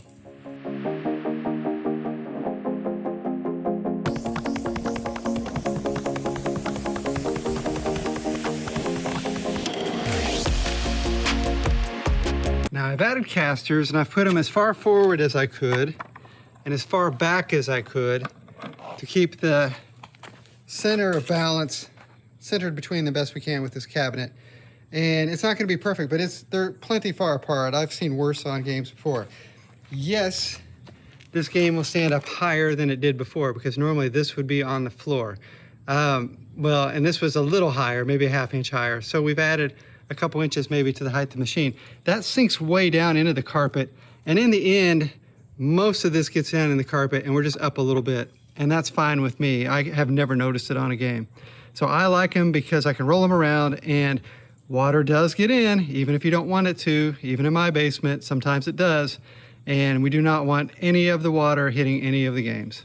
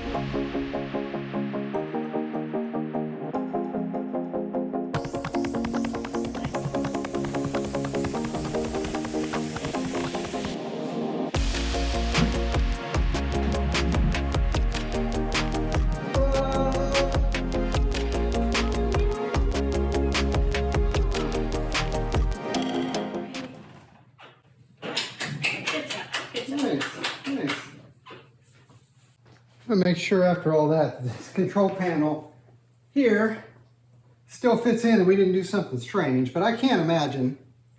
So I'm gonna lay this over and down, like that. And we'll lock in place. Cool.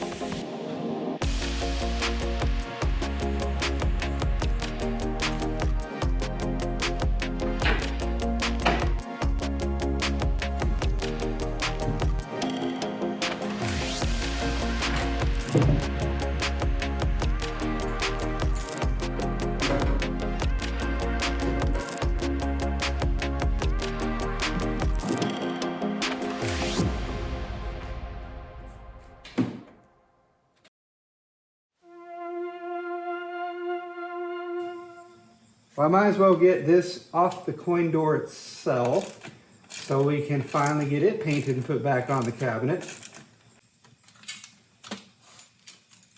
Just like that.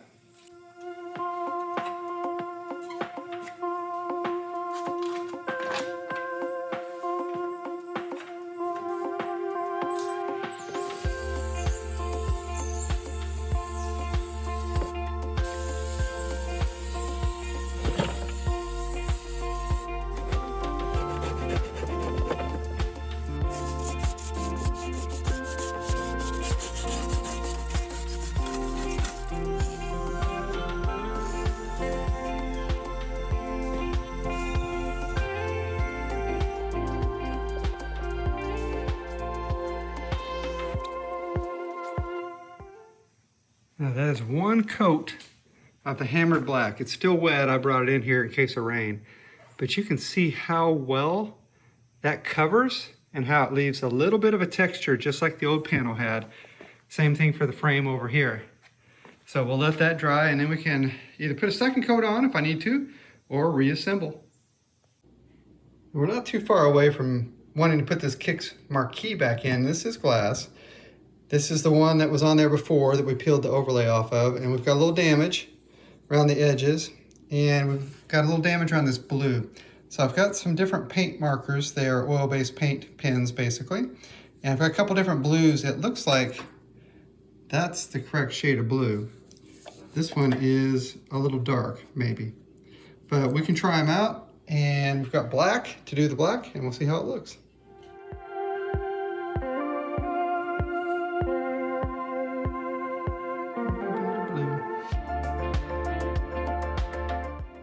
We've already done a little bit under here with blue, and now we've got the black on and some little patching and some of the other colors as we go. Make this marquee look much better.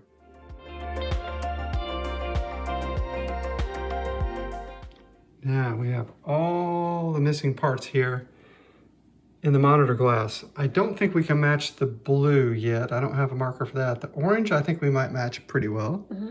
The black we can certainly fill in. So we'll get a little bit of this filled in today just to see where we are with it.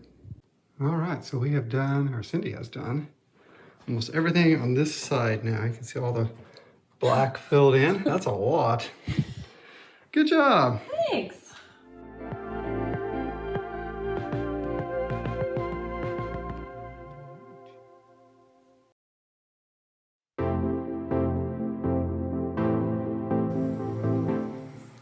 Let's do a little wiring in here. We're gonna wire it modern style, so we have all the components that we need, and I even have a printed out drawing of that. The real Bob Roberts was a legend early in the early 2000s of having resources and parts for everybody. So what we have coming in is we will have a fuse for the black, the hot, and then it will connect to this line filter, as will our ground and neutral. And this becomes our ground point for everything because it's connected to the field ground. And then this is going to go to a distribution box here, basically. So we're going to have the hot and the line, and then everything that needs to plug into that will plug into here. Now I have this cord here. I don't know where it came from, but it's a nice solid long kind of computer cord. You can always cut these yourself and trim some back if you want. So I'm going to add a connector to this. We'll go ahead and cut it, and then we'll use our handy wire stripper to get us the right sized end. Now this is going to go into this fuse. So hot's coming in on black, it's going to go right to here. So we're going to spade connector that fits this size. I have my kit here, and it should be one of these bigger ones.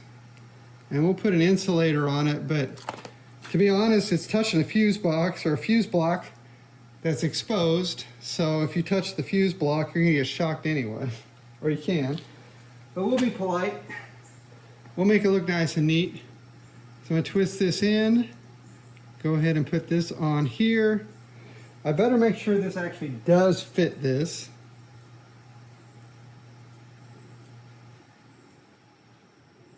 Yeah, it does. Perfect. Now I'll take my crimp tool, and we're gonna go in the middle one because this is probably 18 gauge, something like that. Not particularly thick wire. Get that started. Put our wire in. That's a tight one.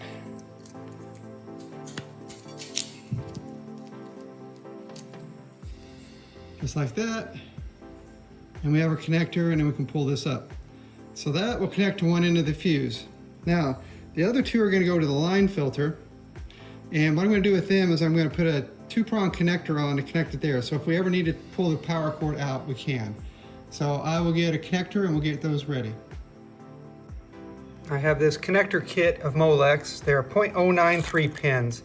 So I've got some male pins, some female pins, and I've got crimper over here. So here we are with our set. This is a 2 and a 2. So we're gonna run our neutral and our ground through these so that we can unplug them if we needed to. Now I have this 2-pair connector here. I have already put the female pins in the small hole connector. The big open one will take the male pins.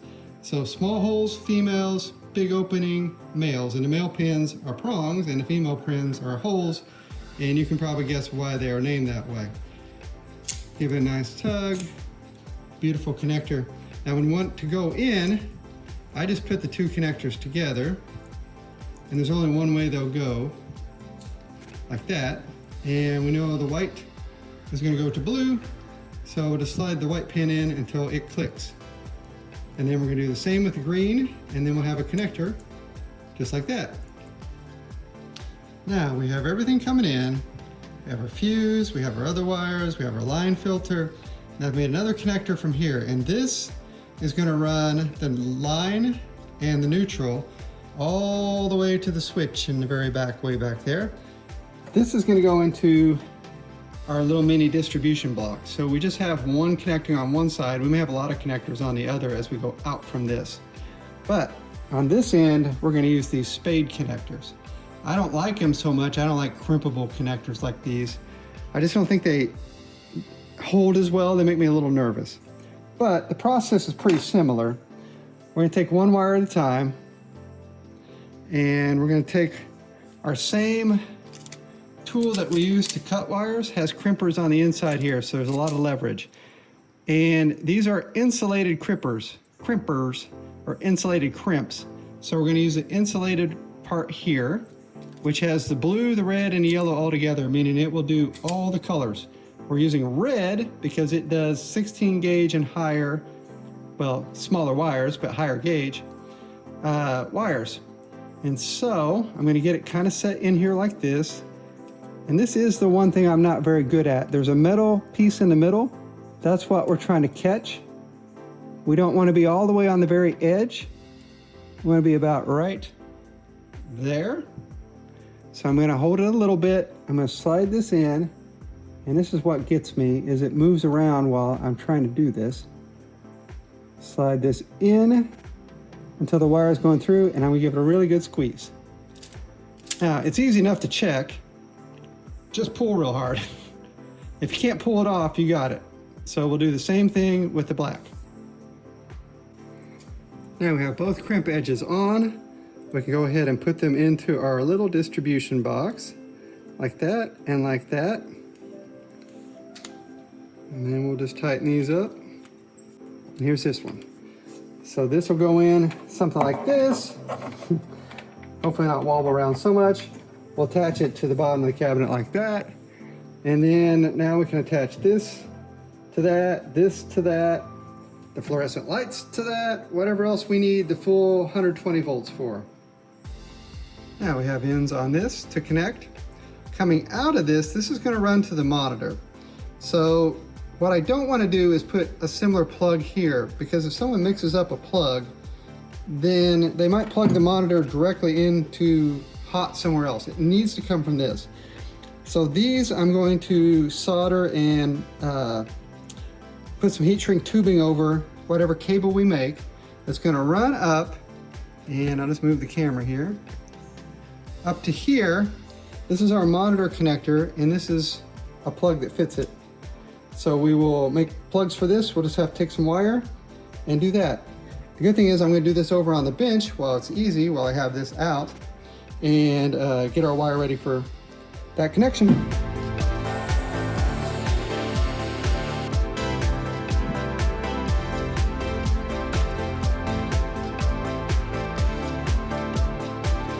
Now I went ahead and made our spade connectors for our power supply here that are also going to come over to the little distribution box. So I think it's time to start drilling some pilot holes and putting some screws in and getting this stuff screwed down. We have everything mounted in here now, but we don't have any ground wires. So ground wires have to go to anything that has metal, like that switch, like this screen right here. We're gonna run it from the isolation transformer, we're gonna run it to here, and they're all gonna go to this point right here, because that's where our earth ground comes in. For some of these, I have a kit of these little eyelets to attach to the end of these. And these will go great for under the screws. Some of the others we might use spade connectors. I decided to switch out my little distribution center with a 4-prong one or a 4-slot one. That way I can run a bunch of ground wires to this. So that's grounded to this. This is grounded to here, grounded to the switch way up there. This is then grounded to the isolation transformer, which allows this to be grounded all the way up to the monitor frame. And we'll have more grounds later. I have the power hooked up to this power supply. I don't have the mounting feet for that. And I will eventually run these cords up and hook them onto the sides of the cabinet and the bottom of the cabinet. But I think that's pretty much the wiring for the arcade cabinet.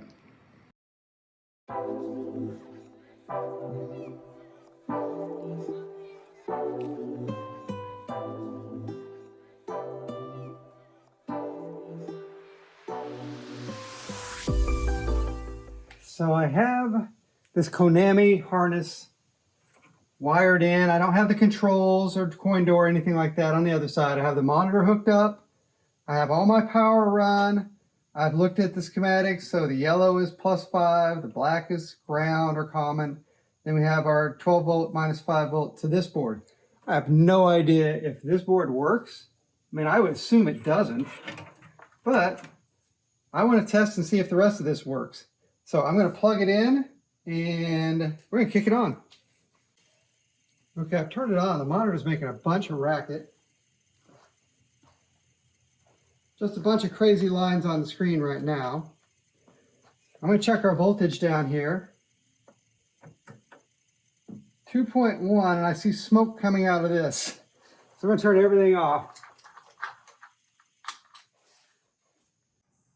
Well, I got the power sorted out. I had the edge connector on backwards on the board itself, which is easy to do because it's not labeled or marked in any way, but this is all I get from the picture. Here's what I get when I turn it on. Just a message of garbage. If I turn it off and on back real quick, you can see it trying to boot. And then it goes to whatever that's supposed to say.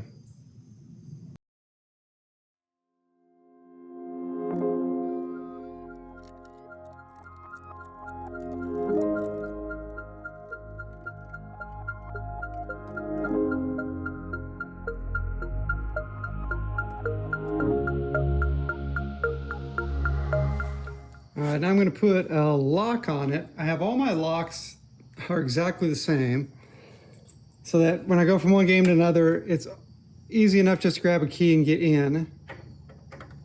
So I'm going to put this one in like so.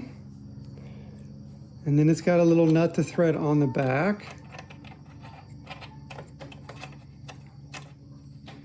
which is sometimes a little hard to get started. Okay. And then we'll tighten that up a little bit with this wrench.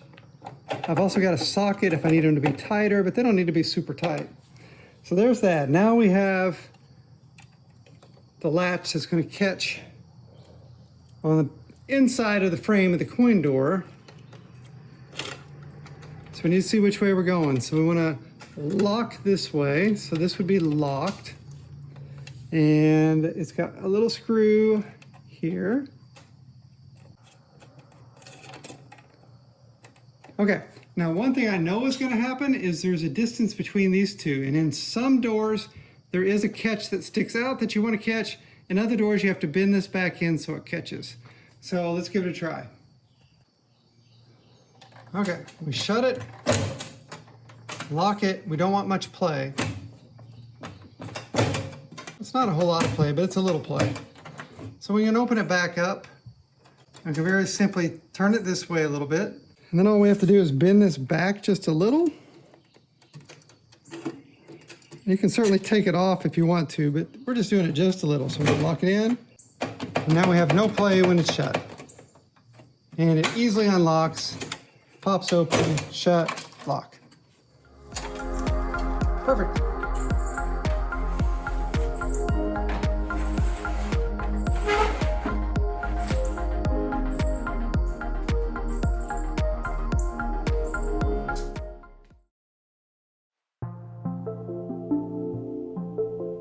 Here I have the Marquee light holder from Kicks, and originally it had all these little bayonet bulb fixtures in them, kind of like these, but they're a little different shape.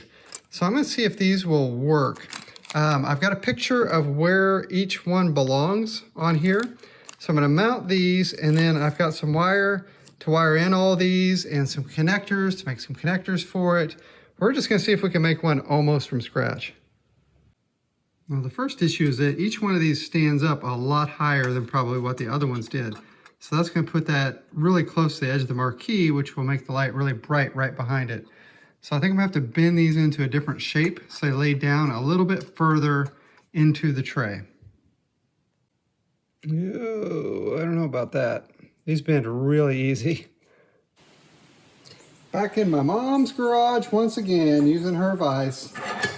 Someday I'll get my own vise, where we can take each one, put it in the vise, lift this up,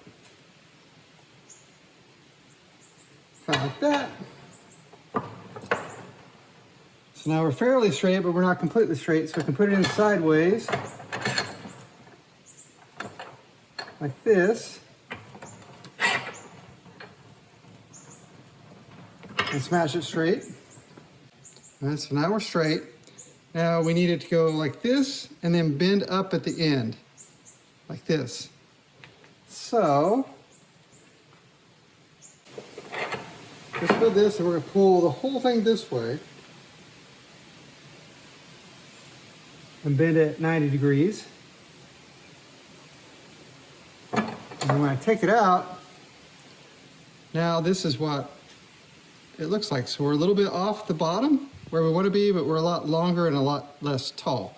So now I get to do this. I've done it twice now. I get to do it 5 more times, I think. Well, that did not take long at all. That was actually pretty easy to do once I got going. So now these are more like the original shape. So we can get these things screwed in.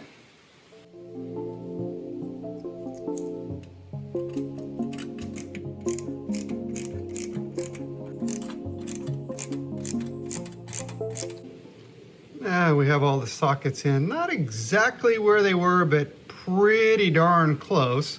And we can scoot them around a little bit if we need to. Some of them I had to drill an additional hole in to get them a little closer to where they're supposed to be. But I'm pretty happy with that. The only thing that's weird is the only screws that I can get to fit in here are these pan head number 6, which the ones I have are too long. So I've got this towel down so I don't scratch everything up. And the unusual thing is that I went to Lowe's to buy different screws, and I thought for sure that these number 6 by half, and I also bought number 6 by 3/8, which would be about the right depth, would go right in. These little hex head slot ones won't go in, but the number 6 regular ones will. And I looked at the threading, it looks exactly the same. That's just one of those little mysteries for me. But what I'll probably end up doing is getting some pan head screws that are shorter, and if they stick out the back slightly, that won't be too big a deal. I also bought a roll of this green primary wire.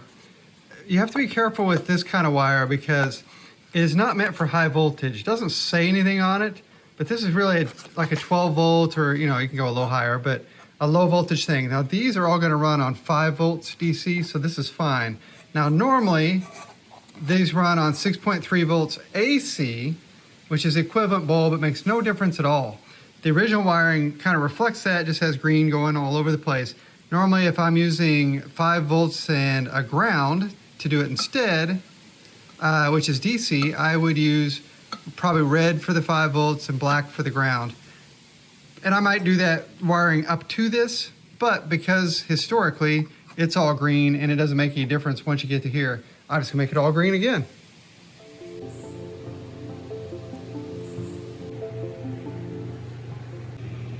Okay, I changed my mind. I did not like the way they were soldering onto these posts.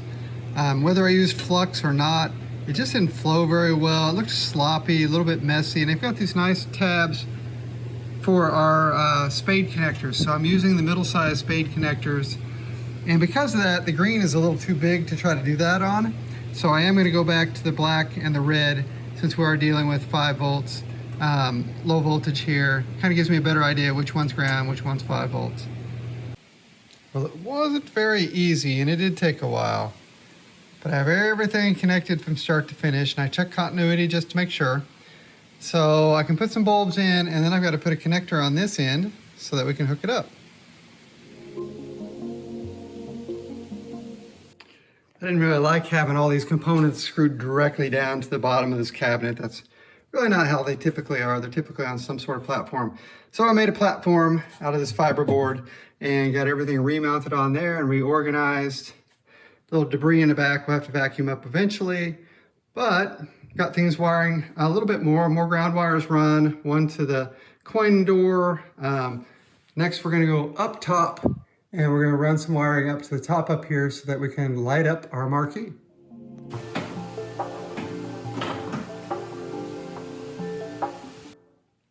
Now the lights are hooked in right there and there, 5 volt and ground. And if we come around to the other side, ta-da, they're on.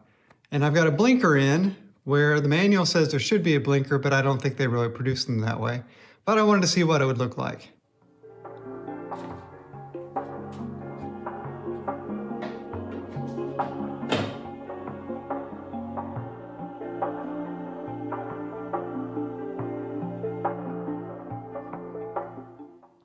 I like this low blinker. It's right at that spot, which is awesome. Okay, so I've been trying to figure out why the coin door lamps won't come on, and I followed all this wiring around, and it turns out this is probably the reason why, because it's not hooked up to anything. And the way I can tell for sure it's the wire, this is our 12 volt that's supposed to go to our control panel. And I'm on continuity. So that's supposed to light up our lights. So we're gonna have to put a connector on this of some sort and get it all the way down to the 12 volts on the power supply. And there I brought the gray wire in and hooked it to the plus 12 volts. So we'll turn it back on and we'll see if the lights come on. Cool. Those are 12 volt red LEDs. Ah, that's really cool, much better. Now we're illuminated. I'm going to go ahead and put on the T-molding. The T-molding on this game has this texture to it, and a lot of games back then did, but some were smooth, but you can order this textured. So I've got a roll of it here. This is going to be one of the easier ones that I've ever done, because the T-molding only goes from the top right corner down to the bottom front, and it just stops. Sometimes they go under a ways or under all the way up the back, around, and there are no real sharp turns. So sometimes the turns are so sharp that it makes it hard to even get the T-molding in. So there's really not much to it. The T-molding has a groove in it, like this, and you just gently push it down into the groove. Sometimes you have to knock it down just a little bit with a little mallet. So I'm gonna get started.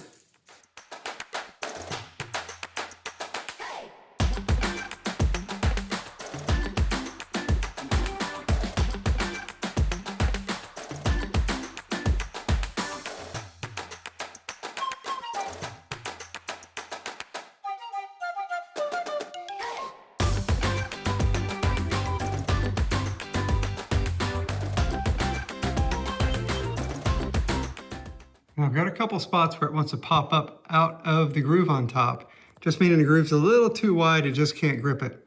So a little trick is take some electrical tape, peel a little off, wrap it over this spline that comes down, and then shove it back in, and that tape will help jam that in there. So I'll do that next. Just a little piece of tape like this, and then when we go to push it back down, all right, now it's behaving. So it looks much better. Now we got our T-molding on. Not a ton left to do. I still have to touch up paint on the side and sand a little and smooth it off, wax it up a little bit. Looks like I could use a little paint job on the interior of these, things like that, or at least a better cleaning. And we still have to finish the glass, put it on here, and get our converter for the board so that we can actually bring the game up. And then we're practically done. I'd like to match this blue, this light blue, kind of a teal, almost aqua color. I have this color muse here. This hooks up to my phone. Basically, I'm just going to set it against the glass and we're going to try to get a reading of the color.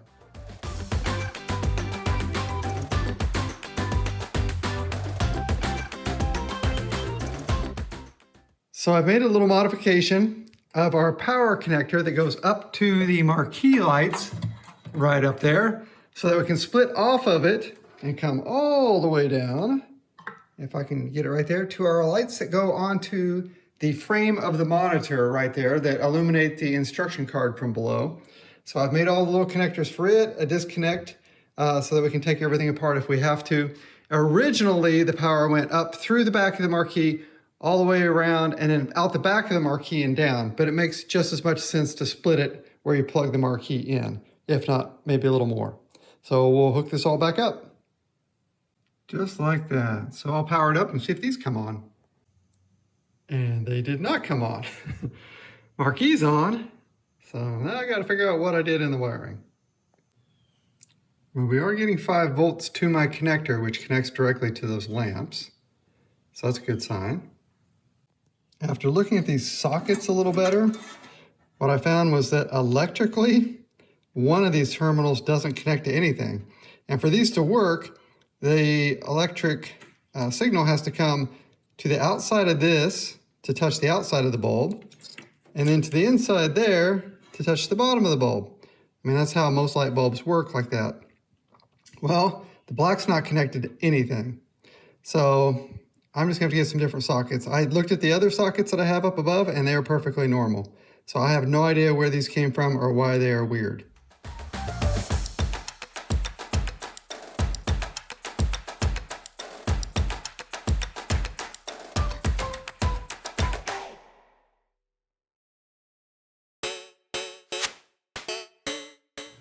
And also, as another test, before I put in my expensive Kicks multi-board, I'm going to use this cheap 19-in-1 board that emulates a bunch of different games. It's also got a JAMA harness. Now just let us kind of know if things are working. All right, I just kind of got this laying in here. So I'll power up the cabinet, see what happens. Well, it is powered up, so it does take a minute to initialize all these games for some reason. So the picture's a little funky. It's a little distorted, but I'll work on that after I get the real game in there. So I think, let's see, I don't know if there's a way to start here. Well, it definitely does something.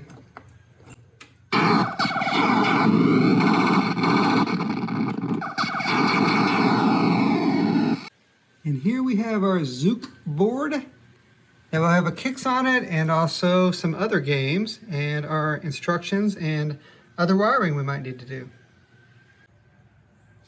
It's in place. I've just got it hanging here dangling. Let's turn it on and see if it works. All right, we got something. Also do have a little bit of a distorted image, don't we? Even with this. So let's see if this works. It does. So these are the games we can pick from. So let's go to Kicks and we'll pick it. Hey, that's it. Boy, we do have to fix that picture though. Okay. I'm gonna work on those, but it looks like we do have our game for the first time. I guess I can't hold both down at the same time, but we'll get it fixed. We've got it pretty reasonable. Those black lines going through are just an artifact of the camera, but we do have some curl here over on the edge that I don't like, and some waviness down here, so I'm gonna have to kind of figure out what's going on with that. Well, I was continuing to adjust the monitor settings, and now I've got this partial collapse where I can see some of the game, can't see some of the game. It's like that. So now I've done something wrong with the entire monitor. All right here, this is the vertical section, and that's what we have collapsed because the monitor's on its side. I've removed this fusible resistor. It is right here. It's supposed to be 68 ohms, and it's like 4 mega ohms, which means it's putting out way more resistance than what it's supposed to. I happen to have replacement ones under here somewhere, so I'm gonna put a new one in and see if that helps.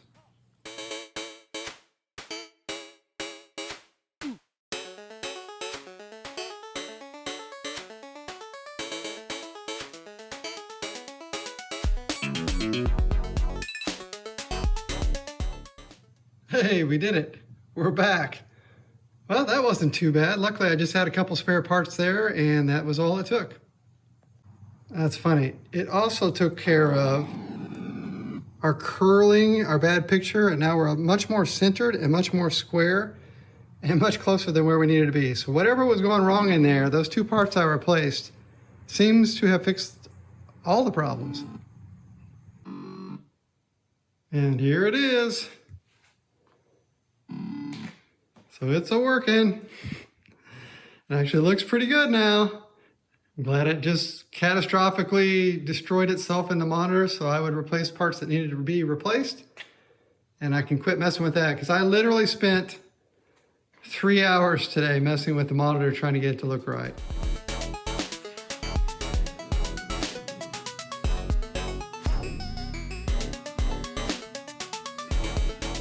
Oh, so close.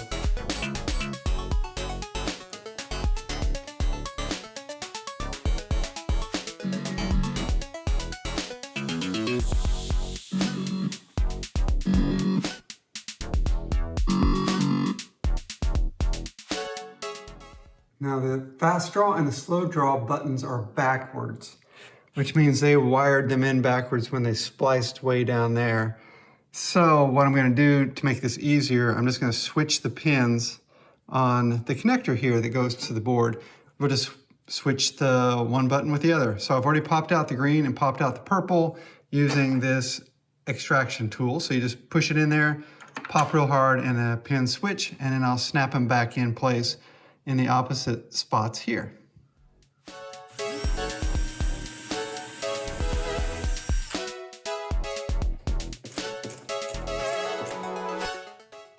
Now we're all nice and neat. Got all the cables bundled, hooked on everywhere, cleaned up. We gotta vacuum out just a little bit here before I get completely done with the inside, but almost done.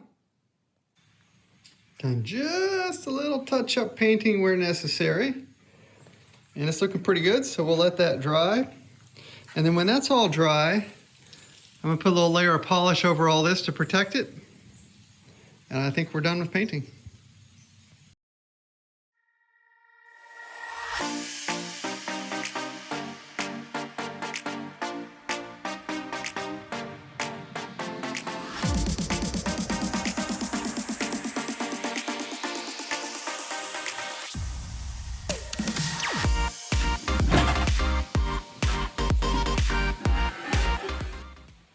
Kix is inside in the extra arcade where Carnival is currently residing, as I try to figure out what to do with that. This one, Kix, will go in the main arcade whenever I can make some room for it.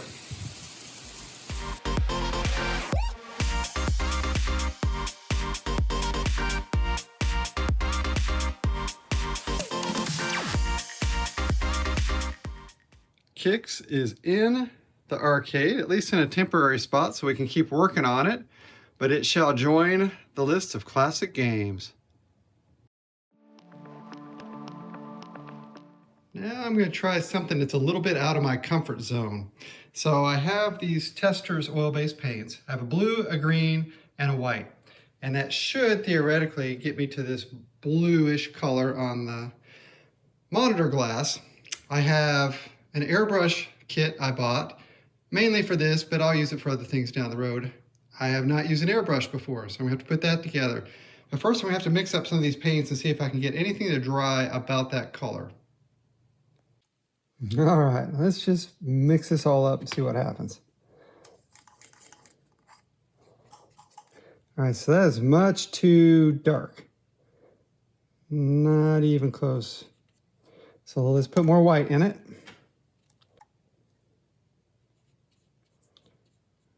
Okay, that's still really dark. Maybe I should have started with less blue and green. I'm just going to use all my white doing this. Okay, getting a little closer. Okay, now we're not very far off at all. Maybe just a little dark.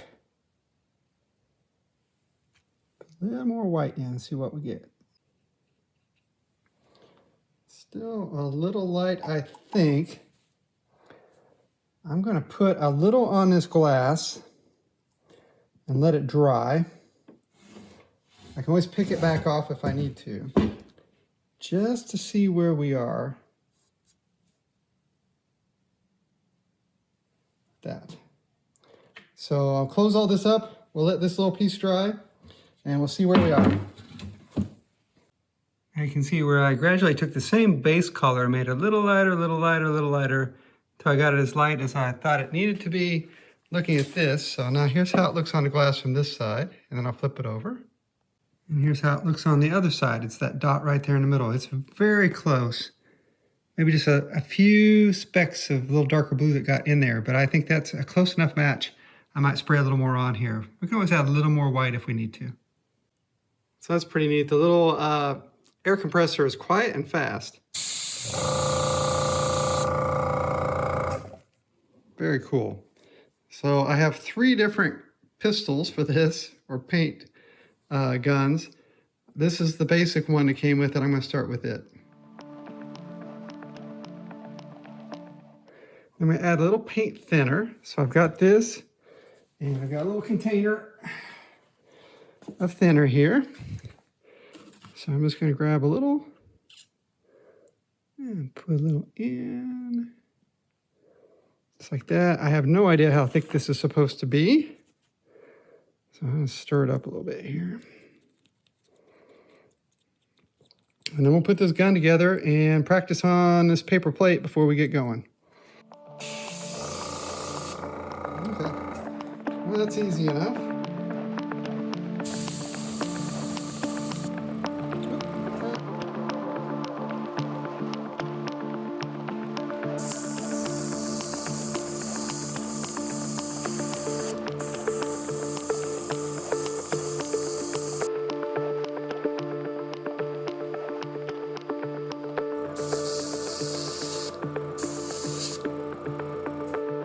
Okay, well, it's on there.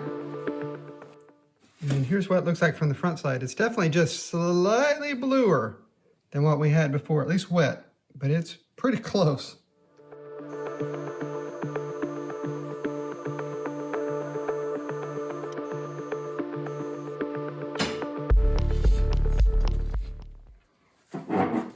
That's certainly better. Not having all those black holes everywhere. Not perfect, but better. Now the paint's all dry. I've got the glass taped off in the middle, and I will tape this off too. I forgot about that. I'll get that next. But then I'm going to spray some triple thick gloss glaze over the rest of this on the outside to help keep the rest of the paint from chipping over time. I've not used this product before, but it's very popular. You can use it on the glass, on the marquees, things like that.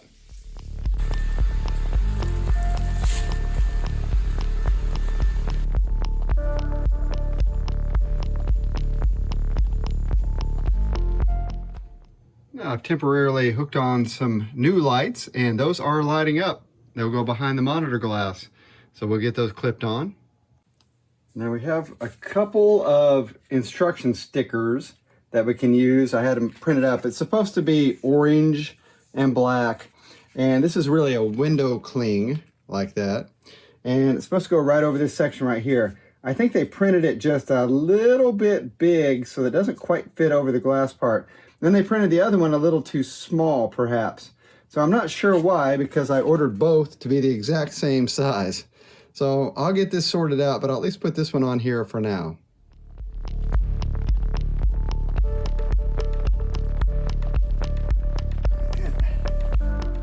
Looks like this. It's not too bad.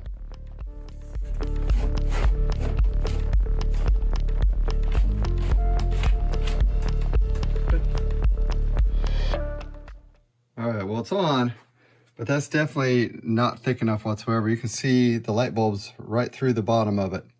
So I might have to find some kind of backing, just some black transparent backing to make that a little thicker. Also, what I've noticed is that over time, this curvy bottom line gets a little straighter. And this is probably not really a monitor problem. It's a problem with that kickboard we have, that special kickboard. Doesn't play very well with this particular type of monitor I found. But the longer it warms up, the straighter this line goes. So we just have to let it warm up a little while before we let anybody play.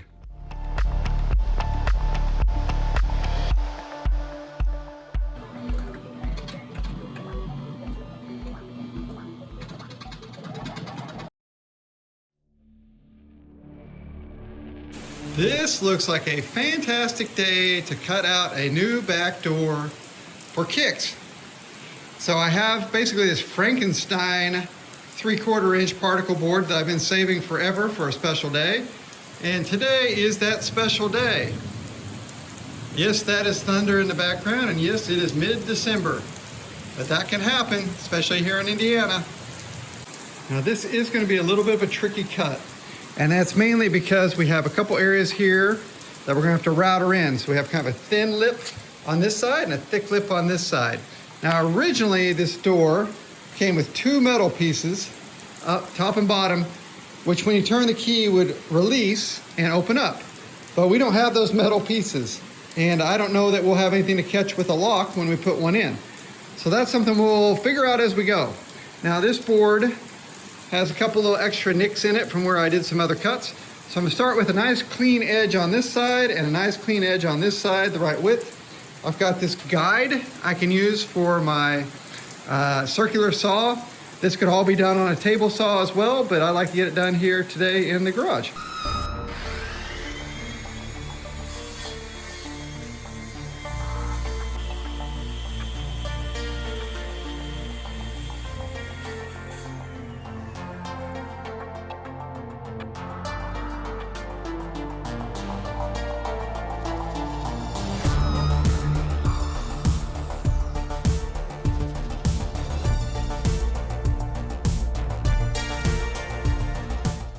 Well, we have the new door cut out, just like that. Here's the old door. This is a reason that we're making a new door, is this terrible edge on that where it's all basically destroyed. So it's cut. Now we can start working on some of our routered little grooves and bevels. I'll have to take this hardware out so we can transfer it over as well. Now I've got my set of bits here, and I've got all kinds of bits. I think ideally I would like a cutting bit that would roll along the side and then just cut out the top the size we want and square. But I don't have that, but I have a straight bit in 1/4 and a straight bit in 3/4. So as long as I have a guide to run my router down on each way, I can set those to the right depths and cut out what I need to cut out. Now I'm going to start with the 1/4 inch wide bit first and go down the long end of this board. I've got the depth set to 3/8 inch, and I know this is 3 inches from this lip to where I want to cut, to the outer edge of this. So I've got a guide down on here. I'm 3 inches all the way down. I should be able to just run it down from one end to the other and cut this groove.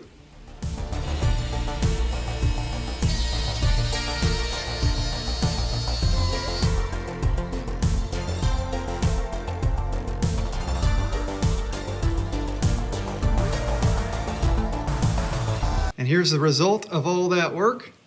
So we've got our groove here. It's a 1/4 inch in this direction and 3/8 inch thick or deep.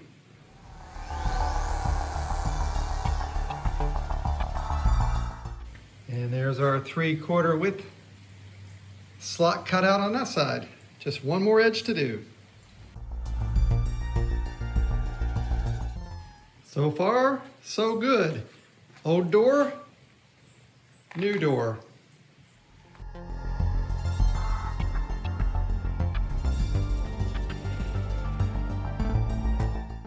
Now I have the old door laying directly on top of my new door, and it matches up really quite nicely.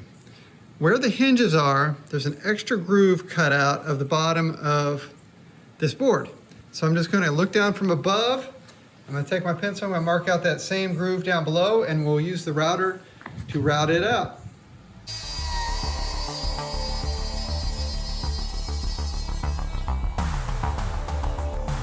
We'll also need to drill out the hole for the lock.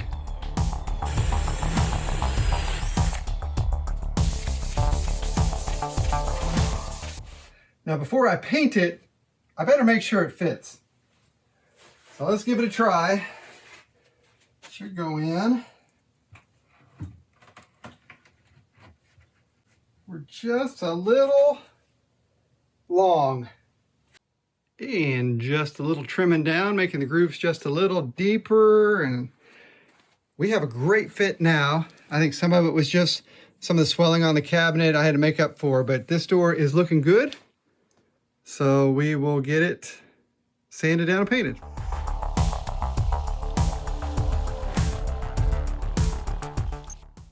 Now I have the door in place. I have put a couple cardboard spacers at the bottom just to keep it from pinching the very bottom of this. I've cleaned up the door hardware, the hinges, and I've placed them in place with the door just set up against it. That way I can mark where the hinges hit on the door from the outside, take the door off, and bolt the hinges in permanently.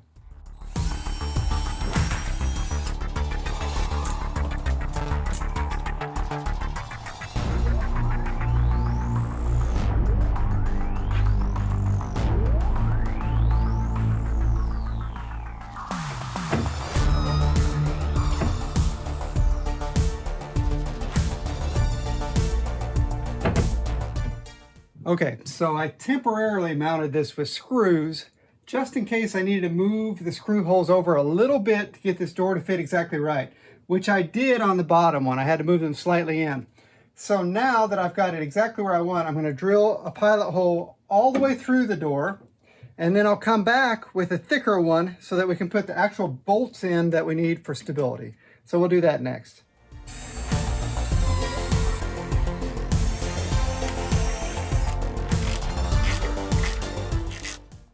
Now we have the door bolted on, and we can just pull it on open and see it in all its glory. Now we can add a lock, so we can lock this thing up. Well, quite fortunately, there is a catch in here for this, right in here, so that when we close it, we can turn it and lock it just like that. Looks good. Here is a side-by-side comparison. Old door, new door. And now that I have that done, it just shows where I need to do just a little paint touch-up on the back, just to match a bit. And gosh, we're heading towards the end.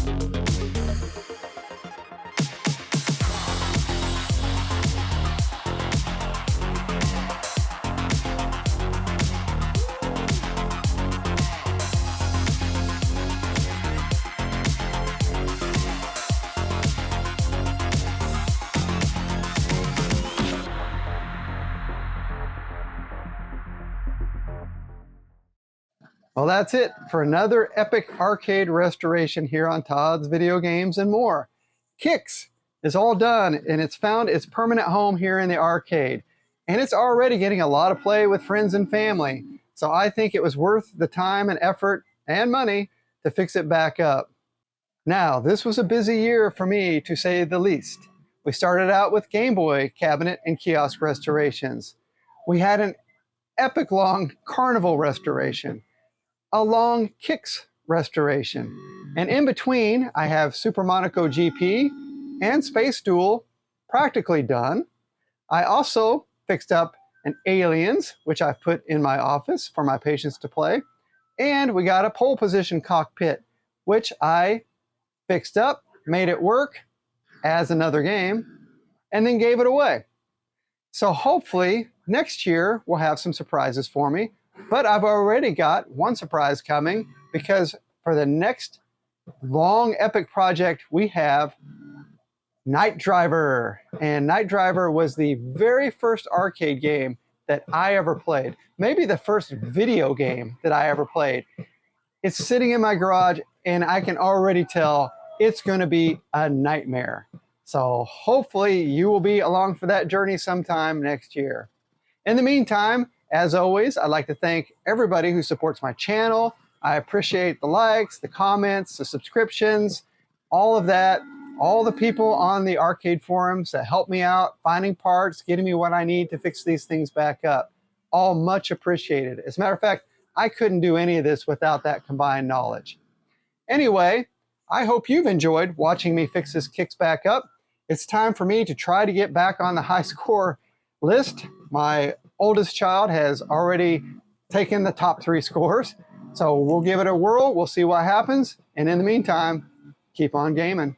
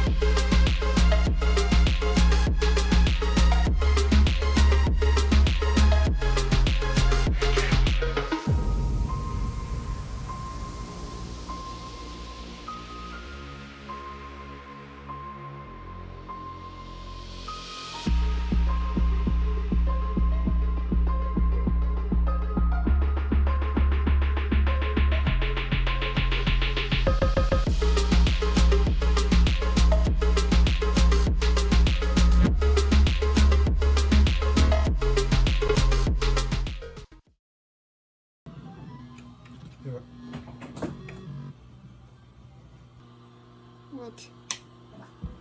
Little Todd.